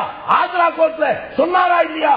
ஆந்திராவில் இருக்கக்கூடிய போலீஸ்காரனுக்கு காட்டி கொடுத்தாரா இல்லையா? உங்களுக்கு என்ன பங்கு இருந்துச்சு? என்னமோ இந்திய நாட்டுக்கு ராணுவமே வேணாம், RSS போதும் அப்படிலாம் பேசுறீங்க. ராணுவத்தை உத்தரா பண்ணீங்க, RSS எல்லையில போயிட்டு யாரை ஏற்கிறீங்க? கனகராஜ் இறுதி வார்த்தை மட்டும் கேட்க விரும்புறேன். நான் அதே தான் வலியுறுத்திருந்தேன். தேர்தலுக்கு முன்பாக எங்களுக்கும் அவங்களுக்கும் தொடர்பு இல்லைங்கிற மாதிரியான ஒரு தோரணை இருந்தது அப்படிங்கிறாரு. பட் என்னுடைய புரிதல் சரியா இருந்தா அவங்களுடைய அரசியலமைப்பு அவங்களுடைய கான்ஸ்டிடியூஷன்லயே RSS ஆல் அனுப்பப்படுறவங்க தான் அவங்களுடைய அமைப்பு பொதுச் செயலாளராக இன்னி வரைக்கும் இருந்துட்டு இருக்காங்க. So it is no secret. என்ன அவங்க நீங்க தொடர்பே இல்லாத மாதிரி இன்னைக்கு தான் அந்த தொடர்பு வந்து அவங்க வெளிக்கா பூனைக்குட்டி வெளியில வருது அப்படிங்கிற மாதிரியான ஒரு நிலைமையா? அதாவது நீங்க RSS பிஜேபி ரெண்டையுமே நீங்க அடிப்படையில பாத்தீங்கன்னா அவங்க சொல்லுக்கும் செயலுக்கும் ஒரு வித்தியாசம் இருக்கும். நீங்க காந்தியன் சோசியலிசம் எங்களுடைய கொள்கை அப்படின்னு சொல்லுவாங்க. ஆனா சோசியலிசத்தை பேசுறவங்க அது வெளிநாட்டு தத்துவம்னு சொல்லுவாங்க. காந்தி வந்து இந்த நாட்டுக்கு அவங்க சொல்றாங்க. இந்த சோசியலிசம்ங்கிற தத்துவம் எங்க இருந்து வந்தது? அதனால அவங்க எப்போதுமே அப்படி சொல்லுவாங்க. இன்னொன்னு, நீங்க பட்டேல் இப்படி கூப்பிட்டாருலாம் சொன்னாரு. பட்டேல் என்ன சொல்லியிருக்காருங்கிறதெல்லாம் சரித்திரத்தில் பதிவாகி இருக்கு, லெட்டரா இருக்கு. எனவே அதை எப்ப வேணாலும் அவங்க பாத்துக்கலாம். நான் என்ன சொல்ல விரும்புறேன், நிச்சயமா நான் விரும்புகிறேனா இல்லையா என்பது இல்ல பிரச்சனை. நரேந்திர மோடி பிரதமர் என்று இந்திய மக்கள் தேர்ந்தெடுத்து விட்டார்கள். அவருடைய தாய் அமைப்பிடம் அவர் ஆலோசனை கேட்பதில் எந்த விதமான பிரச்சனையும் கிடையாது. ஆனா இன்னைக்கு உங்க இப்ப அவர் கூட சொன்னாரு, யாரு எங்களுக்கு வேலை பார்த்தாங்களோ அவங்களுக்கு அப்படின்னா, அப்புறம் ஜட்ஜ் அப்பாயின்ட் பண்ணா அவருக்கு இதா இருப்பாரு, அப்புறம் இன்னொருத்தர் அப்பாயின்ட் பண்ணா அவருக்கு இருப்பாருன்னா, கான்ஸ்டிடியூஷனுக்கு தான் அவர்கள் கட்டுப்பட்டவர்களாக இருக்க வேண்டும். RSS இடம் இவர்கள் ஆலோசனையே பெறக்கூடாது. இப்ப பிரகாஷ் சார் கூட சொன்னாரு, பிரகாசம் சாமி கூட சொன்னாரு, ஏங்க இதுல என்ன இருக்கு, ரகசியமா போய் கேட்டு வந்திருந்தா என்ன, அதை யாராவது கேள்வி கேட்க போறீங்களா? கட்டாயமா அது பிரச்சனை இல்லை. ஆனா எது பிரச்சனைனா, உங்க என்டையர் கேபினெட் கூப்பிட்டு அவர் கூட சொன்னாரு, இது RSS மீட்டு, இதுக்குள்ள யாரும் கொடுக்க மாட்டோம். போன விஜயதசமியில RSS கேடர் பத்தியில பேசினத இந்தியாவில் நீங்க தூர்தர்ஷன்ல ஒளிபரப்புனதை நம்ம பார்த்தோம். எனவே என்னுடைய பிரச்சனை அவர்கள் RSS இடம் இருந்து ஆலோசனை கேட்காமல் இருப்பார்கள் என்பதில்லை. அப்படி சொல்றது பைத்தியக்காரத்தனம். அவங்க RSS ஒரு அங்கம். ஆனா எது பிரச்சனைனா, உங்க என்டையர் கேபினெட் இங்க கூட்டு போறத கொஞ்சம் நீங்க நீட்டிச்சீங்கன்னா என்ன வரும்னா, அடுத்து சரி இவரே போய் கேட்டு வர்றாருன்னா அதிகாரிகள் அங்கிருந்து they will take command. ஒரு முன்னுதாரணம் உருவாகிடும். அது மோசமான முன்னுதாரணமாக இருக்கும். ரெண்டாவது அரசியல் சட்டத்தை ஆரம்பத்திலிருந்து அவங்க ஏத்துக்கிட்டதில்ல. தேசிய கொடியை வணங்குறது கிடையாது, மதச்சார்பினை ஏற்றுக்கொண்டவர்கள் இல்ல. இந்த விஷயங்கள் எல்லாம் இருக்கிற காரணத்தினால் நீங்க நம்முடைய கான்ஸ்டிடியூஷன் எதையெல்லாம் புனிதமாகிறதோ அதன் அடிப்படையில் வணங்காத உங்க உதவி ஜனாதிபதி தான். நீங்க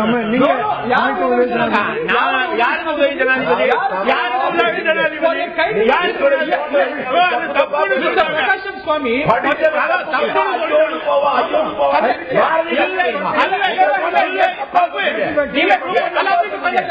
allow me to conduct the show. உதவி ஜனாதிபதி இந்த நாட்டுக்கானவர். இன்னொன்னு ஃபார் யுவர் கைண்ட் இன்ஃபர்மேஷன், உதவி ஜனாதிபதி துணை ஜனாதிபதி பிளாக சல்யூட் பண்ணுங்கிறது புரோட்டோகாலே இல்ல அந்த ஈவென்ட்ல. இட் இஸ் நாட் ஈவன் தேர்ந்தெடுக்கப்பட்டவர் தான் சொன்னேன்.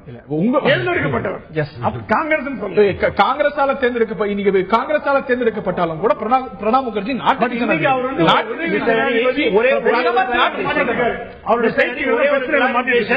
அந்த சொல்லப்பட்ட அந்த விஷயமும் உண்மையல்ல என்று பின்னால் அது கிளாரிஃபை அப்படியே ஒரு பிளாகை சல்யூட் பண்ணாலும் கூட it is not a part of the protocol. Vice president in my understanding I'll correct if I'm wrong. Yes உங்களுடைய இறுதிக்கட்டு இது ஒரு தவறான முன்னுதாரணத்தை ஏற்படுத்தி ஆர்எஸ்எஸ் தான் இந்த நாட்டை ஆள்றதுன்னு முடிவு பண்ணீங்கன்னா நாளைக்கு மோகன் பகவத்தை பிரதமரா அறிவிக்கிறதுக்கு பிஜேபி முடிவு பண்ணா யாரும் கேட்க முடியாது. பிஜேபியோட எம்பிக்கள் அத்தனை பேரு சேர்ந்து நாளைக்கு மோகன் பகவத் தான் பிரதமர் அப்படின்னு அனௌன்ஸ் பண்ண முடியும். இந்த மாதிரி ஒரு பொய் பிரச்சாரம் ஆர்எஸ்எஸ் தான் பின்னாடி இருந்து இயக்கிறது, அவர் தான் பிரதமர், இவங்க தான் ரன் பண்றாங்கன்னு சொல்றது ஏற்கக்கூடியது இல்லை. இது அட்வைசரி ரோல். பிரதமர் ஒரு வயசானவர்கிட்ட போய் கேட்கிற மாதிரி, இந்த கட்சியின் மூத்த தலைவர்கிட்ட கேட்கிற மாதிரி, இவங்களோட அமைப்பை சேர்ந்தவர்கிட்ட போய் இட்ஸ் கன்சல்டேஷன்.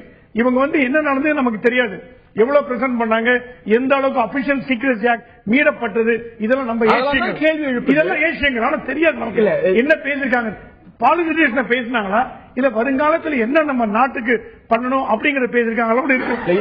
எப்படி பேசினாலும் அதே ஒரு காரணத்தை தான் தேசிய ஆலோசனை குழு சோனியா காந்தி தலைமையில அமைத்த போதும் சொல்லப்பட்டது.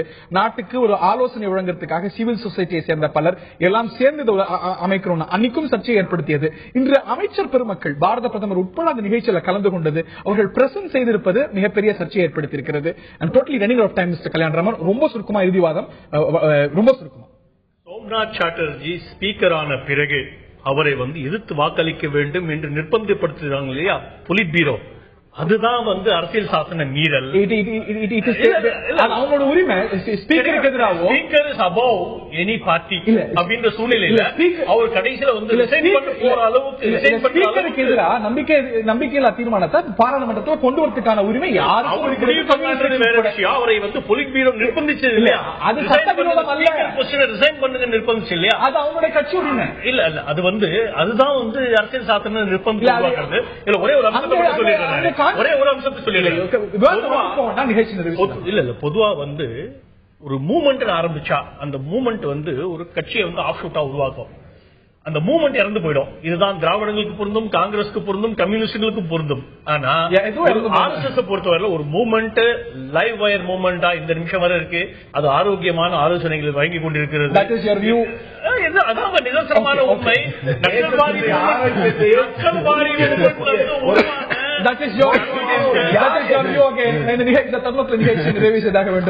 ஐடியாலஜிக்கல் விஷயங்கள் அப்படிங்கும் போது ஆழமா ஒரு பிரச்சனை ஒரு கட்டத்தில் பேச தொடங்கினாலும் ஆழமா வெவ்வேறு திசைகள்ல போறது நம்ம தொடர்ந்து பார்த்து வரக்கூடிய ஒரு விஷயம் தான்.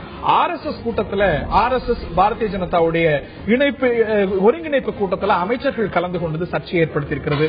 இது போன்ற நிகழ்வுகள் இந்திய நாட்டில் புதிதா என்றால் பல கட்டங்களில் ஏற்பட்டிருக்கிறது, முந்தைய கட்டங்களிலும் பார்த்திருக்கின்றோம், மீண்டும் ஏற்பட்டிருக்கிறது. இது ஒரு சர்ச்சையை கிளப்பி இருக்கிறது. இது ஒரு அரசியலமைப்பு சட்ட மீறலா என்றால் இந்த தருணத்தில் சொல்ல முடியாது. ஆனால் சர்ச்சைக்கு இடமளித்திருக்கிறது என்று சொன்னால் மிகையல்ல. நிகழ்ச்சியில் பங்கு பெற்ற திரு பிரகாஷன் சுவாமி, அதே போல திரு திருச்சி வேலுசாமி, திரு கனகராஜ், அதே போல திரு கல்யாணராமன் மற்றும் பார்த்தனையர்களுக்கு நன்றி. ஆயிரத்து நீட்சியில் சந்திப்போம்.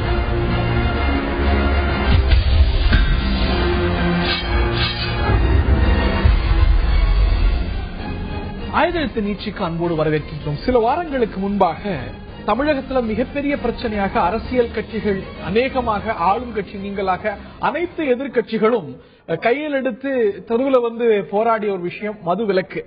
அந்த கோரிக்கைகள் அப்படியே இருக்கின்றன. அந்த கட்சிகள் அந்த கோரிக்கையை, பூரண மதுவிலக்கு கோரிக்கையை தொடர்ந்து வலியுறுத்தி வந்தாலும் கூட அந்த போராட்டத்துடைய அந்த கோஷத்துடைய வீரியம் சற்றே குறைந்திருக்கிறதோ இந்த கடந்த வாரங்கள்ல அப்படின்னு எண்ண தோன்றுகிறது. அந்த போராட்டங்கள் நடந்து கொண்டு வருகின்றன. பாமக போராட்டம் நடத்தியிருக்கிறது, மதிமுக அதை வலியுறுத்தி வருகிறது, மற்ற பல கட்சிகள் போராட்டம் நடத்தி வருகிறார்கள். அரசியல் கட்சிகள் மத்தியில் இதை வலியுறுத்தக்கூடிய வீரியம் குறைந்திருக்கிறதா, இதற்கான ஆதரவு குறைந்திருக்கிறதா, என்ன காரணம்? மற்ற பல பிரச்சனைகள் மேலோங்கி இருப்பதனால் இது பின்னுக்கு சென்றிருக்கிறதா, என்ன ஆனது மதுவிலக்கு போராட்டம் அப்படிங்கிற கேள்வி எழுந்திருக்கிறது. விவாதிப்போம். இந்த விவாதத்தில் நம்முடைய இணைகிறார்கள் மறுமலர்ச்சி திராவிட முன்னேற்ற கழகத்துடைய தலைமை கழக பேச்சாளர் திரு காரை செல்வராஜ் அவர்கள். அதே போல இந்த போராட்டத்துக்காக இந்த போராட்டத்தில் தொடர்ந்து ஈடுபட்டு முதலமைச்சர் இல்லம் முன்பு முற்றுகை போராட்டத்தில் ஈடுபட்டு கைது செய்யப்பட்டு ரிமாண்ட் செய்து இப்பொழுது பெயில வெளிவந்திருக்கக்கூடிய இன்றே வெளிவந்திருக்கக்கூடிய திரு செந்தில் ஆறுமுகம், சட்ட பஞ்சாயத்து இயக்கத்துடைய திரு செந்தில் ஆறுமுகம் ஆகியோர் இந்த நிகழ்ச்சியில் பங்கு கொள்கிறார்கள். நான் திரு செந்தில் ஆறுமுகம் அவர்கள்ட்ட தான் கேட்க விரும்புகிறேன். கடந்த சில நாட்களா ஜெயில இருந்தாலும் கூட நீங்க கவனித்து வந்துட்டு இருப்பீங்க, ஒரு சசி பெருமாளுடைய மரணம், அதற்கு முன்பு நிகழ்ந்த சில நிகழ்வுகள், அது ஏற்படுத்திய ஒரு தாக்கம், அதனால் வீறு கொண்டு எழுந்தது போராட்டம். அரசியல் கட்சிகள், ஆளும் கட்சி நீங்களா அநேகமாக அனைத்து கட்சிகளும் எடுத்தாங்க. இன்னைக்கு அந்த போராட்டம், அந்த கோஷம், அந்த குரலுடைய வீரியம் அரசியல் கட்சிகள் மத்தியில சற்றே குறைந்திருப்பதாக நினைக்கிறீங்களா, இல்ல இன்னும் உறுதி இருக்குன்னு நினைக்கிறீங்களா? அது மக்கள் மத்தியில மதுவிலக்கு வேண்டுங்கிற போராட்ட ஆர்வம் குணம்ங்கிறது தீயா எரிஞ்சிட்டு இருக்கு மக்கள் மத்தியில. அரசியல்வாதிகள் இது வரைக்கும் யாரெல்லாம் குரல் கொடுத்தார்களோ அவர்கள் எல்லாம் இன்னும் கூடுதலாக போராட வேண்டும் என்ற நிலை இருக்கத்தான் செய்கிறது. ஏன்னா இவங்க இப்ப மதிமுகவாகட்டும், பாமகவாகட்டும், தேமுதிகவாகட்டும், யாராக இருந்தாலும் தங்களுக்கு அடையாள போராட்டங்களுக்கு அடுத்த கட்டமாக இன்னும் தீவிர போராட்டங்களை முன்னெடுக்க வேண்டிய கடமை அவர்களிடம் இருக்கிறது. அவர்களிடம் அது திட்டமிட்டு அதிமுகவால் திட்டமிட்டு இளங்கோவன் அவர்கள் பேச்சை குறிப்பிட்டு அவர்கள் திட்டமிட்டு இதை திசை திருப்ப பார்க்கிறார்கள். ஆனால் அது திசை திரும்பவில்லை. இன்று கூட இளம்பிள்ளையில் சசிபெருமாள் அவர்களின் சமாதி அருகே இந்த சமயத்தில் தொடர் உண்ணாவிரதம் அரசாங்கத்துக்கு அப்படி ஒரு எண்ணம் இருக்குன்னு வச்சுப்போம், திசை திருப்புறாங்கன்னு. அரசியல் கட்சிகள் அந்த ஒரு விஷயத்தினால இது மக்கள் ஆதரவு கொண்டது, அரசியல் கட்சிகள் உறுதியாக கொண்டிருக்காங்க அப்படின்னா அதையும் மீறி அது பின்னுக்கு தள்ளி இந்த ஒரு போராட்டம் தான் முன்னெடுத்திருக்கணும். அரசியல் கட்சிகள் சற்றே பின்வாங்குவது ஏன்? அதாவது அவர்கள் ஏன் பின்வாங்குறார்கள் என்பது அது வேற விஷயம். அவ என்னன்னா இப்ப தேர்தலுக்காக வெயிட் பண்றாங்க என்னங்கிறது தெரியல. உண்மையான கட்சிகள் உணர்வு ரீதியா குரல் கொடுத்திருந்திருக்கா இன்னைக்கு அவர்கள் இருக்கிறதே வெறும் 6800 கடைகள் தான். இந்த மதுவிலக்குக்காக குரல் கொடுத்த கட்சிகளின் தொண்டர்களோட எண்ணிக்கை கணக்கு பார்த்தா பல லட்சங்கள் இருப்பார்கள். இந்த 6800 கடை முன்னாடி அடிக்க வேண்டாம், உடைக்க வேண்டாம், அமைதி வழியில அற வழியில ஒரு உண்ணாவிரதமோ சாத்வீக போராட்டத்தில் ஈடுபட்டாலே இன்னைக்கு தமிழகம் முழுக்க மிகப்பெரிய ஒரு கொந்தளிப்பை ஏற்படுத்தும். அடையாளத்துக்காக அவர்கள் போராட்டம் செய்தார்கள். அடுத்த கட்டத்தை நோக்கி போக மறுக்கிறார்கள். காரணத்தை அவர்கள் தான் சொல்லணும். அந்த ஒரு விமர்சனம் தான் மேலோங்குது. ஒரு பெரிய போராட்டம் நடந்தது, உங்களுடைய கட்சி இதுல தொடர்ந்து ஒரு கன்சிஸ்டன்டான நிலைப்பாட்டு எடுத்து வருகிறது. நடைபெறத்த மாநிலம் முழுக்க மதிமுகவுடைய பொதுச் செயலாளர் போனாரு. இதுல உங்க இந்த ஒரு கோரிக்கையில உறுதியா இருக்கீங்கன்னு நான் புரிஞ்சுக்கிறேன். ஆனா இந்த ஒரு போராட்டத்துடைய வீரியத்தை அரசியல் இயக்கங்கள், நீ உங்க கட்சி எடுத்துக்கிட்டாலும் கூட, உங்களுடைய கூட்டமைப்பு கூட்டு இயக்கத்தை எடுத்துக்கிட்டாலும் கூட, கடந்த சில வாரங்கள்ல வேகமாகவும் ஆழமாகவும் ஓங்கி வலியுறுத்தியது போல அந்த ஒரு வீரியம் குறைஞ்சிருச்சு. இல்ல தொடர்ந்து அதற்கான போராட்டங்களுடைய வடிவம் சற்று மாறி இருக்குது என்பதை நம்ம ஒத்துக்கத்தான் வேணும். காந்தியவாதி சசி பெருமாள் அவர்கள் இறந்ததற்கு பிறகு அந்த வீரியத்தோடு கலிங்கப்பட்டியலை துவங்கிய போராட்டம் தமிழகம் என்றும் பற்றியிருந்து அது மாணவர்கள் போராட்டமாக, வெகுஜன போராட்டமாக மாறி இருக்கிற போராட்டத்தினுடைய வீரியம் இப்ப சற்றே குறைந்த மாறி தெரிகிறதே தவிர மக்கள் மத்தியிலே, வெகுஜன மக்கள் மத்தியிலே இந்த மதுவிற்கான போராட்டத்தை கொண்டு சென்றிருக்கிற பெருமை மறுமலர்ச்சி திராவிட முன்னேற்ற கழகம். கலிங்கப்பட்டியை ரைஸ் பண்ணீங்க, கலிங்கப்பட்டியில போராட்டம் நடத்தினீங்க, ஒரு கலவரம் போல வெடித்தது. அன்னைக்கு எதற்காக போராட்டம் நடத்தினீங்களோ அந்த கடை மூடப்பட்டிருக்கு. இன்னைக்கு அந்த கடை இல்ல. பட் தமிழ்நாட்டில் மீதம் இருக்கக்கூடிய கடைகள் இருந்துட்டு தானே இருக்கு. ஓஞ்சிட்டீங்களோ இல்லாட்டியா உங்களுடைய வேகம் குறைஞ்சிருச்சோ? இல்ல ஒரு அமைப்பு 6800 கடைக்கு முன்னாடி அமைதி வழியில் உட்கார்ந்தா இன்னைக்கு தமிழகத்து அரசுக்கு மிகப்பெரிய நிர்பந்தம் ஏற்படும். அதை ஏன் கட்சிகள் செய்ய போல கடைகளை உடைக்க வேண்டாம். ஆனா அந்த ஒரு போராட்டத்துடைய வீரியம் சற்றே குறைந்திருக்கு. தொடர் போராட்டங்கள் நடந்து கொண்டுதான் இருக்கிறது. அண்ணன் அவர்கள் சொன்னது மாதிரி பாத்தீங்கன்னா அந்த EVKS இளங்கோவனுடைய போராட்டங்கள் 3-4 நாட்கள் அண்ணா திராவிட முன்னேற்ற கழகம் ஆளுங்கட்சியினுடைய கட்சி சார்ந்தவர்கள் தெருவில் இறங்கி போராடுகிற ஒரு சூழ்நிலை வந்ததற்கு பிறகு மற்ற போராட்டங்களுடைய கவனம் எல்லாம் திசை திரும்பி போகிற சூழ்நிலை. மக்கள் மத்தியில இதுதான் எடுப்படக்கூடிய ஒரு விஷயம், மக்கள் மத்தியில கொழுந்து விட்டு எறியக்கூடிய ஒரு விஷயம் அப்படின்னா ஒரு ஆளும் கட்சி நடத்தக்கூடிய ஒரு போராட்டத்தை இதுதானே அவுட்ஸ்டாண்ட் பண்ணணும், இதுதானே அவுட்ஷைன் பண்ண முடியும். ஏன் பண்ணல? இல்ல அவங்க திசை திருப்புறாங்க.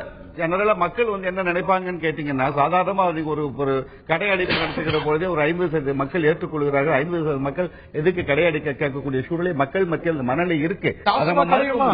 எல்லா விஷயம் போராட்ட களத்திலே மக்கள் பங்கு கொள்ளுகிற வடிவம் மாறி இருக்கும். வீட்டுல உட்கார்ந்து பேசும்போது அதுக்கு எதிராக குரல் கொடுப்பாங்க.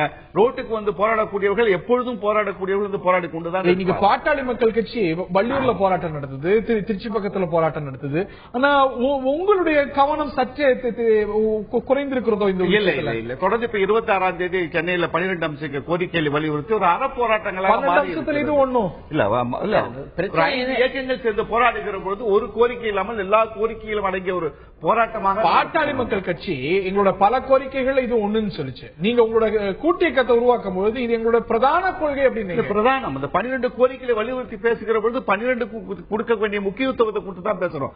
5 இயக்கங்கள் சேர்ந்து ஒரு கூட்டு இயக்கமாக போராடுகிற செய்தியினால சொல்றேன். தனிப்பட்ட முறையிலே மறுமலர்ச்சி திராவிட முன்னேற்ற கழகம் நீங்க ஆரம்ப இயக்கம் தொடங்கிய காலத்திலிருந்து இன்று வரை நான் ஒரு சில விஷயங்களை மட்டும் சொல்றேன். ஸ்டெர்லைட் போராட்டம் கடந்த 25 ஆண்டுகளாக இன்று வரையில் சட்ட போராட்டம் விஷயத்துல உடுப்புப்படியா என்ன ஒரு கருத்துக்கள் பதிவு பண்ணுச்சுன்னு கேட்டீங்கன்னா, அப்போ எங்கள் அன்பு வைகோ அவர்கள் கருத்தை பதிவு பண்ணாங்க. இந்த மாணவர்களை போராட்ட களத்திற்கு வர வேண்டும் அழைப்பதற்கு முன்னால் அவர் சொன்ன வார்த்தையை நான் நினைவுபடுத்த விரும்புகிறேன். நாங்கள் அரசியல் இயக்கங்கள் இவ்வளவு போராடியதற்கு பிறகும் ஒரு 40 ஆண்டு காலம் ஒரு காந்திய வழியில் போராடியவனுடைய வாழ்க்கை ஒரு கோபுரத்தின் உச்சியில் உயிரிழந்த பிணமாக கீழே கொண்டு வந்து வருகிற அளவுக்கு ஒரு காந்தியவாதியின் நிலை அப்படி போயிருக்கிறது. நாங்கள் அரசியல் இயக்கங்கள் போராடி கொண்டிருக்கிறோம். எங்களால் இதற்கு மேல் போராடி இந்த அரசாங்கத்தை நாங்கள் திசை திருப்பி விட முடியாது. அவர்கள் மாற்றுக் கருத்தை எங்களால் விதைத்து விட முடியாது. இந்த சமூகம் நல்ல சமூகமாக மாற வேண்டும் என்றால் மாணவர்களால் மட்டும்தான் சட்டசபை நடத்தக்கூடிய சூழல்ல இன்னைக்கு அரசியல் கட்சிகள் அழுத்தம் கொடுக்கறதா உண்மையிலே சட்டமன்றத்தை முற்றுகையிட முடியும்.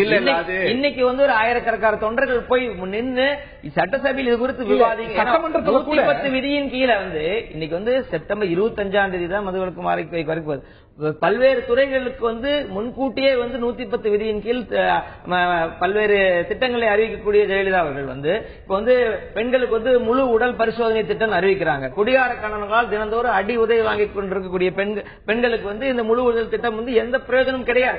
ஏராளமான திட்டங்கள் அறிவிக்கிறார்கள். ஏன் இது குறித்து பேசவில்லை என்பதை வலுவாக இன்னைக்கு தட்டி கேட்க வேண்டிய நிலையில் இருக்கக்கூடிய பெரிய கட்சிகள் கண்டிப்பாக அவர்களால் செய்ய முடியும். எல்லோரும் திருப்பி நாங்கள் பதிவு செய்கிறோம். அனைத்து கட்சிக்குமே பொருந்தும். மதுவிலக்குக்காக குரல் கொடுத்த அனைத்து கட்சிகளுமே அடையாள போராட்டங்களை மட்டுமே ஏன் நடத்துகிறீர்கள் என்பது தமிழ்நாட்டு மக்களின் கேள்வி.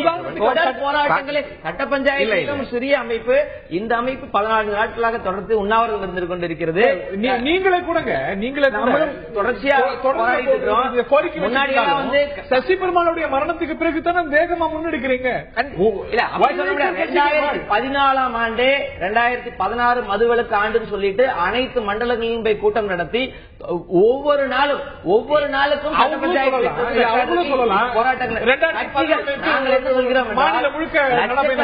தொண்டர்களை வைத்திருக்கக்கூடிய கட்சிகள் கண்டிப்பாக அவர்கள் மனது வைத்தால் மிகப்பெரிய எழுச்சி மிக போராட்டங்களை கொண்டு வர முடியும். தமிழக அரசாங்கத்துக்கு மிகப்பெரிய நெருக்கடிகள் கொண்டு வர முடியும். அது தேர்தல் வரைக்கும் பார்க்கலாம் அப்படிங்கிறது தான் இவர்களின் நிலைப்பாடாக இருந்து கொண்டிருக்கு. அதனாலதான் இது வந்து இன்னைக்கு செய்ய மாட்டேங்கிறாங்க. ஏன்னா யதார்த்தத்தில் பார்த்தா இன்னைக்கே ஜெயலலிதா அவர்கள் வந்து மதுவிலக்கு அறிவித்து விட்டால் முழு ஓட்டும் அவர்களுக்கு போய்விடும். அந்த கணக்கு கூட சொன்ன செய்திக்கு ஒரு மாற்று கருத்தை நான் சொல்றேன். அனைத்து கட்சிகளும் போராடி கொண்டிருக்கிற போது அந்த கட்சியின் மீது வருகிற அவதூறு என்ன வருகிறது என்று சொன்னால் அரசியலுக்காக செய்கிறார்கள், தேர்தலுக்காக செய்கிறார்கள் என்கிற வாதங்கள்லாம் வந்து நான் விட்டு விடுகிறேன் என்று சொல்ல வரவில்லை. அப்படி ஒரு சூழ்நிலை பேசுறாரு வைகோ அப்படின்னா அந்த விஷயத்தை பேசாம இருக்கிறார். தொடர்ந்து வலியுறுத்தி மறுமலர்ச்சி திராவிட முன்னேற்ற கழகத்தை பொறுத்தவரை எதை எடுத்தாலும் இறுதி வரையில் போராடக்கூடிய மனப்பான்மை உள்ள தலைவர் தலைவர் தொண்டர்கள் எங்களோட அடிப்படை தொடர்கள் அப்படி தனி அதை மாற்று கருத்து எந்த ஒரு அரசியலுக்கும் சட்டமன்றத்திலேயே உங்க கூட்டியக்கத்தை சேர்ந்த இடதுசாரிகள் இருக்கிறாங்க. தீர்மானம் கொடுத்திருக்காங்க. எல்லா கட்சிகளும் பிரதான கட்சிகள் பல கொடுத்திருக்காங்க விவாதிக்கணும் அப்படின்னு. சபாநாயகர் சொல்லிட்டாரு நம்ம வந்து மானிய கோரிக்கையில பேசலாம் அப்படின்னு. வெவ்வேறு விஷயங்கள் அதுல உடுப்புப்படியா இல்லாம அடுத்த விஷயங்களுக்கு போயிட்டாங்களே. இல்ல நான் ஒன்னே சொல்றேன் கேளுங்க. யாரிடம் இந்த கோரிக்கையை வைக்கிறோம் அவருடைய மனநிலை நிலை என்ன என்பதை அறிந்ததற்கு பிறகுதான் அந்த தீர்மானத்தை பற்றி நம்ம பேச. என்னன்னு கேட்டீங்கன்னா, சட்டமன்றத்தை பொறுத்தவரை எதிர்க்கட்சிகள் யாருக்கும் பேசுவதற்கான வாய்ப்பு இந்த இப்ப நடந்த சட்டமன்ற தொடரில் யாருக்கும் வாய்ப்பு இருக்கு. சொல்லுங்க. மக்கள் மன்றத்தில் சட்ட பஞ்சாயத்து இயக்கத்தினுடைய போராட்டங்களை நாங்கள் குறைத்து மதிப்பிடவில்லை. மரணத்திற்கு பிறகு இணைந்து நீங்களும் ஒரு சமூகத்தின் பார்வையில் போராடி கொண்டிருக்கிறீர்கள், நாங்கள் பாராட்டுகிறோம். ஆனால் அரசியல் இயக்கங்கள் ஒரு போராட்டத்தை தொடர்ந்து நடத்துகிற பொழுது ஒண்ணு வேண்டாம், ஒரே ஒரு சின்ன செய்தி சொல்றேன் கேளுங்க. இப்ப சமீபத்தில் இலங்கை தேர்தல் வந்து ஒரு 2-3 நாட்கள் என்ன ஆகுதுன்னு கேட்டா, யதார்த்தம் ஒரு அரசியல் இயக்கம் என்பது எல்லாத்துக்கும் போராடிக்கிட்டு இருப்போம். ஒரு நிலைப்பாட்டில் என்ன ஆகும்னு கேட்டீங்கன்னா, ஒரு சிறு இடைவெளி, ஒரு 2-3 நாட்கள் ஒரு சிறு இடைவெளி வருவது என்ன. இன்னொன்னு பாத்தீங்கன்னா, நம்ம ஸ்ரீவிகண்டம் எதுக்கு சொல்றேன்னு கேட்டீங்கன்னா, கட்சியினுடைய போராட்ட களங்களை அமைக்கிறோம். தினந்தோறும் நாங்கள் போராட்டம் பண்ணிக்கிட்டு இருக்கோம். கடந்த 2 வருடங்களா பாத்தீங்கன்னா நித்தம் நாங்கள் போராட்ட களத்தில் இருக்கிறோம். இடையில இந்த ஸ்ரீவிகண்டம் தூர்வாருகிற பிரச்சனை வந்ததற்கு பிறகு கிட்டத்தட்ட 1 வாரமா தொடர்ந்து நீதிமன்றத்திற்கு போய் வழக்காடி இன்றைக்கு அதனால் பயன்பெறுகிற 53 குளங்களையும் தூர்வாரு ஒரு போராட்டம் ஒரு கட்டாயத்துக்கு முக்கியமான பிரச்சனைகள் மாற்றுக்கிறது சற்றே இது வந்து குறைந்திருக்கிறது. நிச்சயமா உறவினர்கள் போராட்டம் குறித்து கருத்து தெரிவிச்சிருக்கீங்க. சட்ட பஞ்சாயத்து சார்பாக இவங்க போராட்டம் நடத்தி கைது செய்யப்பட்டிருக்கிறார் திரு செந்தில் ஆறுமுகம். அதற்கு ஒரு கருத்து தெரிவிச்சீங்களா, கண்டனம் தெரிவிச்சீங்களா? இன்றைக்கு காலையில் அன்புத்தில் வைகோடு அறிக்கை வந்துருச்சு. இந்த 6 பேரையும் விடுதலை செய்ய வேண்டும், அவர்களை அடக்குமுறை என்ற ஒரு அழுத்தம் ஒரு அரசியல் இயக்கத்துடைய தலைவனாக முதல் கட்ட நடவடிக்கை ஒரு அறிக்கை கொடுப்போம். அறிக்கையை நாங்கள் கொடுத்திருக்கிறோம், பொதுவான கருத்தை சொல்லியிருக்கோம். மறுமலர்ச்சி எந்த இயக்கத்தை பற்றி அவங்க சொல்றாங்க நான் சொல்லல, மற்ற இயக்கங்களை பற்றி இந்த போராட்டம் என்ன, ஒரு சமூகத்தின் பார்வையில் நடக்கிற போராட்டம், எந்த இயக்கம் செய்கிற போராட்டத்தையும் நான் கொச்சைப்படுத்தி பேசுவதற்கு இது பொதுமக்களாக வெகுஜன போராட்டமாக மாறி இருக்கிற நிலையில் ஒருத்தரை தாழ்த்தி பேசுவதற்கு அரசியல் நான் வேறு மாற்று நான் தயாராக இல்லை. ஆனால் மறுமலர்ச்சி திராவிட முன்னேற்ற கழகத்தை பொறுத்தவரை தேர்தலுக்காக எந்த ஒரு செயல்பாடும் இல்லாமல் எந்த விஷயமும் சொல்ல முடியாது. தேர்தலுக்காக ஊடகங்கள் மத்தியில இப்படி வந்து இது வந்து மதுவிலக்கு போராட்டத்தின் தீவிரம் குறைந்து விட்டதோ அப்படின்னு எண்ணம் வர்றதுக்கு எதிர்கட்சிகளை பற்றி பேசிய அளவுக்கு இன்னைக்கு ஆளுங்கட்சிக்கும் பொறுப்பு இருக்கு. ஒட்டுமொத்த மக்களின் மனசாட்சி இதுதான், அவர்களின் விருப்பம் இதுதான் அப்படிங்கிற உணர்வு இது குறித்து உண்மையிலேயே ஜனநாயகத்திற்கு மக்கள் கருத்துக்கு மதிப்பளிப்பவராக இருந்திருந்தால் தமிழக முதல்வர் ஜெயலலிதா அவர்கள் சட்டமன்றம் துவங்கிய நாளன்றே ஒட்டுமொத்த தமிழக மக்களின் கருத்தை உணர்ந்து நான் மதுவிலக்கு குறித்து பரிசீலிக்கிறேன், இது குறித்து ஒரு குழுவாவது அறிவிக்கிறேன் அவர்களுக்கும் அந்த பொறுப்பு இருக்கு. அந்த பொறுப்பை அரசியல் கட்சிகள் போராடல, வழிநடிச்சு போச்சு, அவங்க விட்டுட்டாங்க, தேர்தலுக்காக கணக்கு போடுறாங்க அப்படின்னாலும் கூட மக்கள் மத்தியில் அதற்கு ஒரு கொந்தளிப்பு ஏற்பட்டிருக்கணும்ல. அரசியல் கட்சிகள் போராடல, நீங்க இன்னைக்கு போராடி ஜெயிலுக்கு போயிருக்கிறீங்க. எவ்வளவு சமூக அமைப்புகள், எவ்வளவு மாணவர்கள் அரசியல் கட்சிகள் மேல கோவப்பட்டு தெருவுக்கு வந்திருக்காங்க. இந்த அளவுக்கு ஒரு வீரியத்தோட அடக்குமுறைங்க முழுக்க போராட்ட காலத்தில் இருப்பதால் சொல்கிறோம். ஒவ்வொரு நாளும் போலீஸ் அடக்குமுறையை தாண்டி பொதுமக்கள் வெளிவருவது அரிதிலும் அரிதான காரியம். வெளிவந்தாலே கைது, உறவினர்கள் இன்னைக்கு சூழல் அப்படி. பெண்கள் முன்வர வேண்டிய போராட்டம், மாணவர்கள் முன்வர வேண்டிய போராட்டம், இன்னைக்கு மெட்ராஸ் யூனிவர்சிட்டி போராட்டம் ஆகட்டும், எந்த மாணவர்கள் வெளியில் வந்தாலும் அவர்களின் குடும்ப பின்புலம் விசாரிக்கப்படுகிறது, அவர்களுக்கு அச்சுறுத்தல் தரப்படுகிறது. மற்ற போராட்டங்களுக்கும் இந்த போராட்டங்களுக்கு இருக்கக்கூடிய வித்தியாசம் என்னன்னு கேட்டீங்கன்னா, தாங்கள் நடத்தும் மதுபான ஆலைகளின் பலாயிரக்கணக்கான கோடிகள் வருமானம் போய்விடக் கூடாது என்ற சொந்த சுயநலம் சேர்ந்திருக்கிறது. மற்ற போராட்டங்கள்லாம் வேற. இப்ப வந்து மதுவிலக்கை கொண்டு வந்து விட்டால் அவர்கள் நடத்தக்கூடிய ஒவ்வொரு கட்சிகளும் நடத்தக்கூடிய மதுபான ஆலைக்கு பெரிய இழப்பு ஏற்படுமே. அந்த சொந்த இழப்பு காரணமாக அழுத்தங்கள் கூடுதலாக இருக்கு. ஒன்று அரசாங்கத்துக்கு வருமானம் போகுது, கீழ்மட்ட அரசியல்வாதிகள் நடத்துக்கு பார் வருமானம் போகுது, தங்களுடைய மதுபான ஆலை வருமானம் போகுதுங்கிறதுனால அழுத்தங்கள் ஒட்டுமொத்த தமிழக மக்கள் மீது மிகப்பெரிய போலீஸ் அடக்குமுறை இருக்கிறது. அதை தாண்டி அவர்களால் வெளிவர முடியவில்லை என்பதுதான் யதார்த்தம். இந்த போராட்டங்கள் ஒரு வீரியத்தோடு ஒரு கட்டத்தில் நடக்க அந்த வீரியம் குறைந்திருக்கிறது ஏன் அப்படிங்கிறது ஆச்சரியத்தோட பலரை கேள்விக்குள்ளாக்க வைக்கிறது.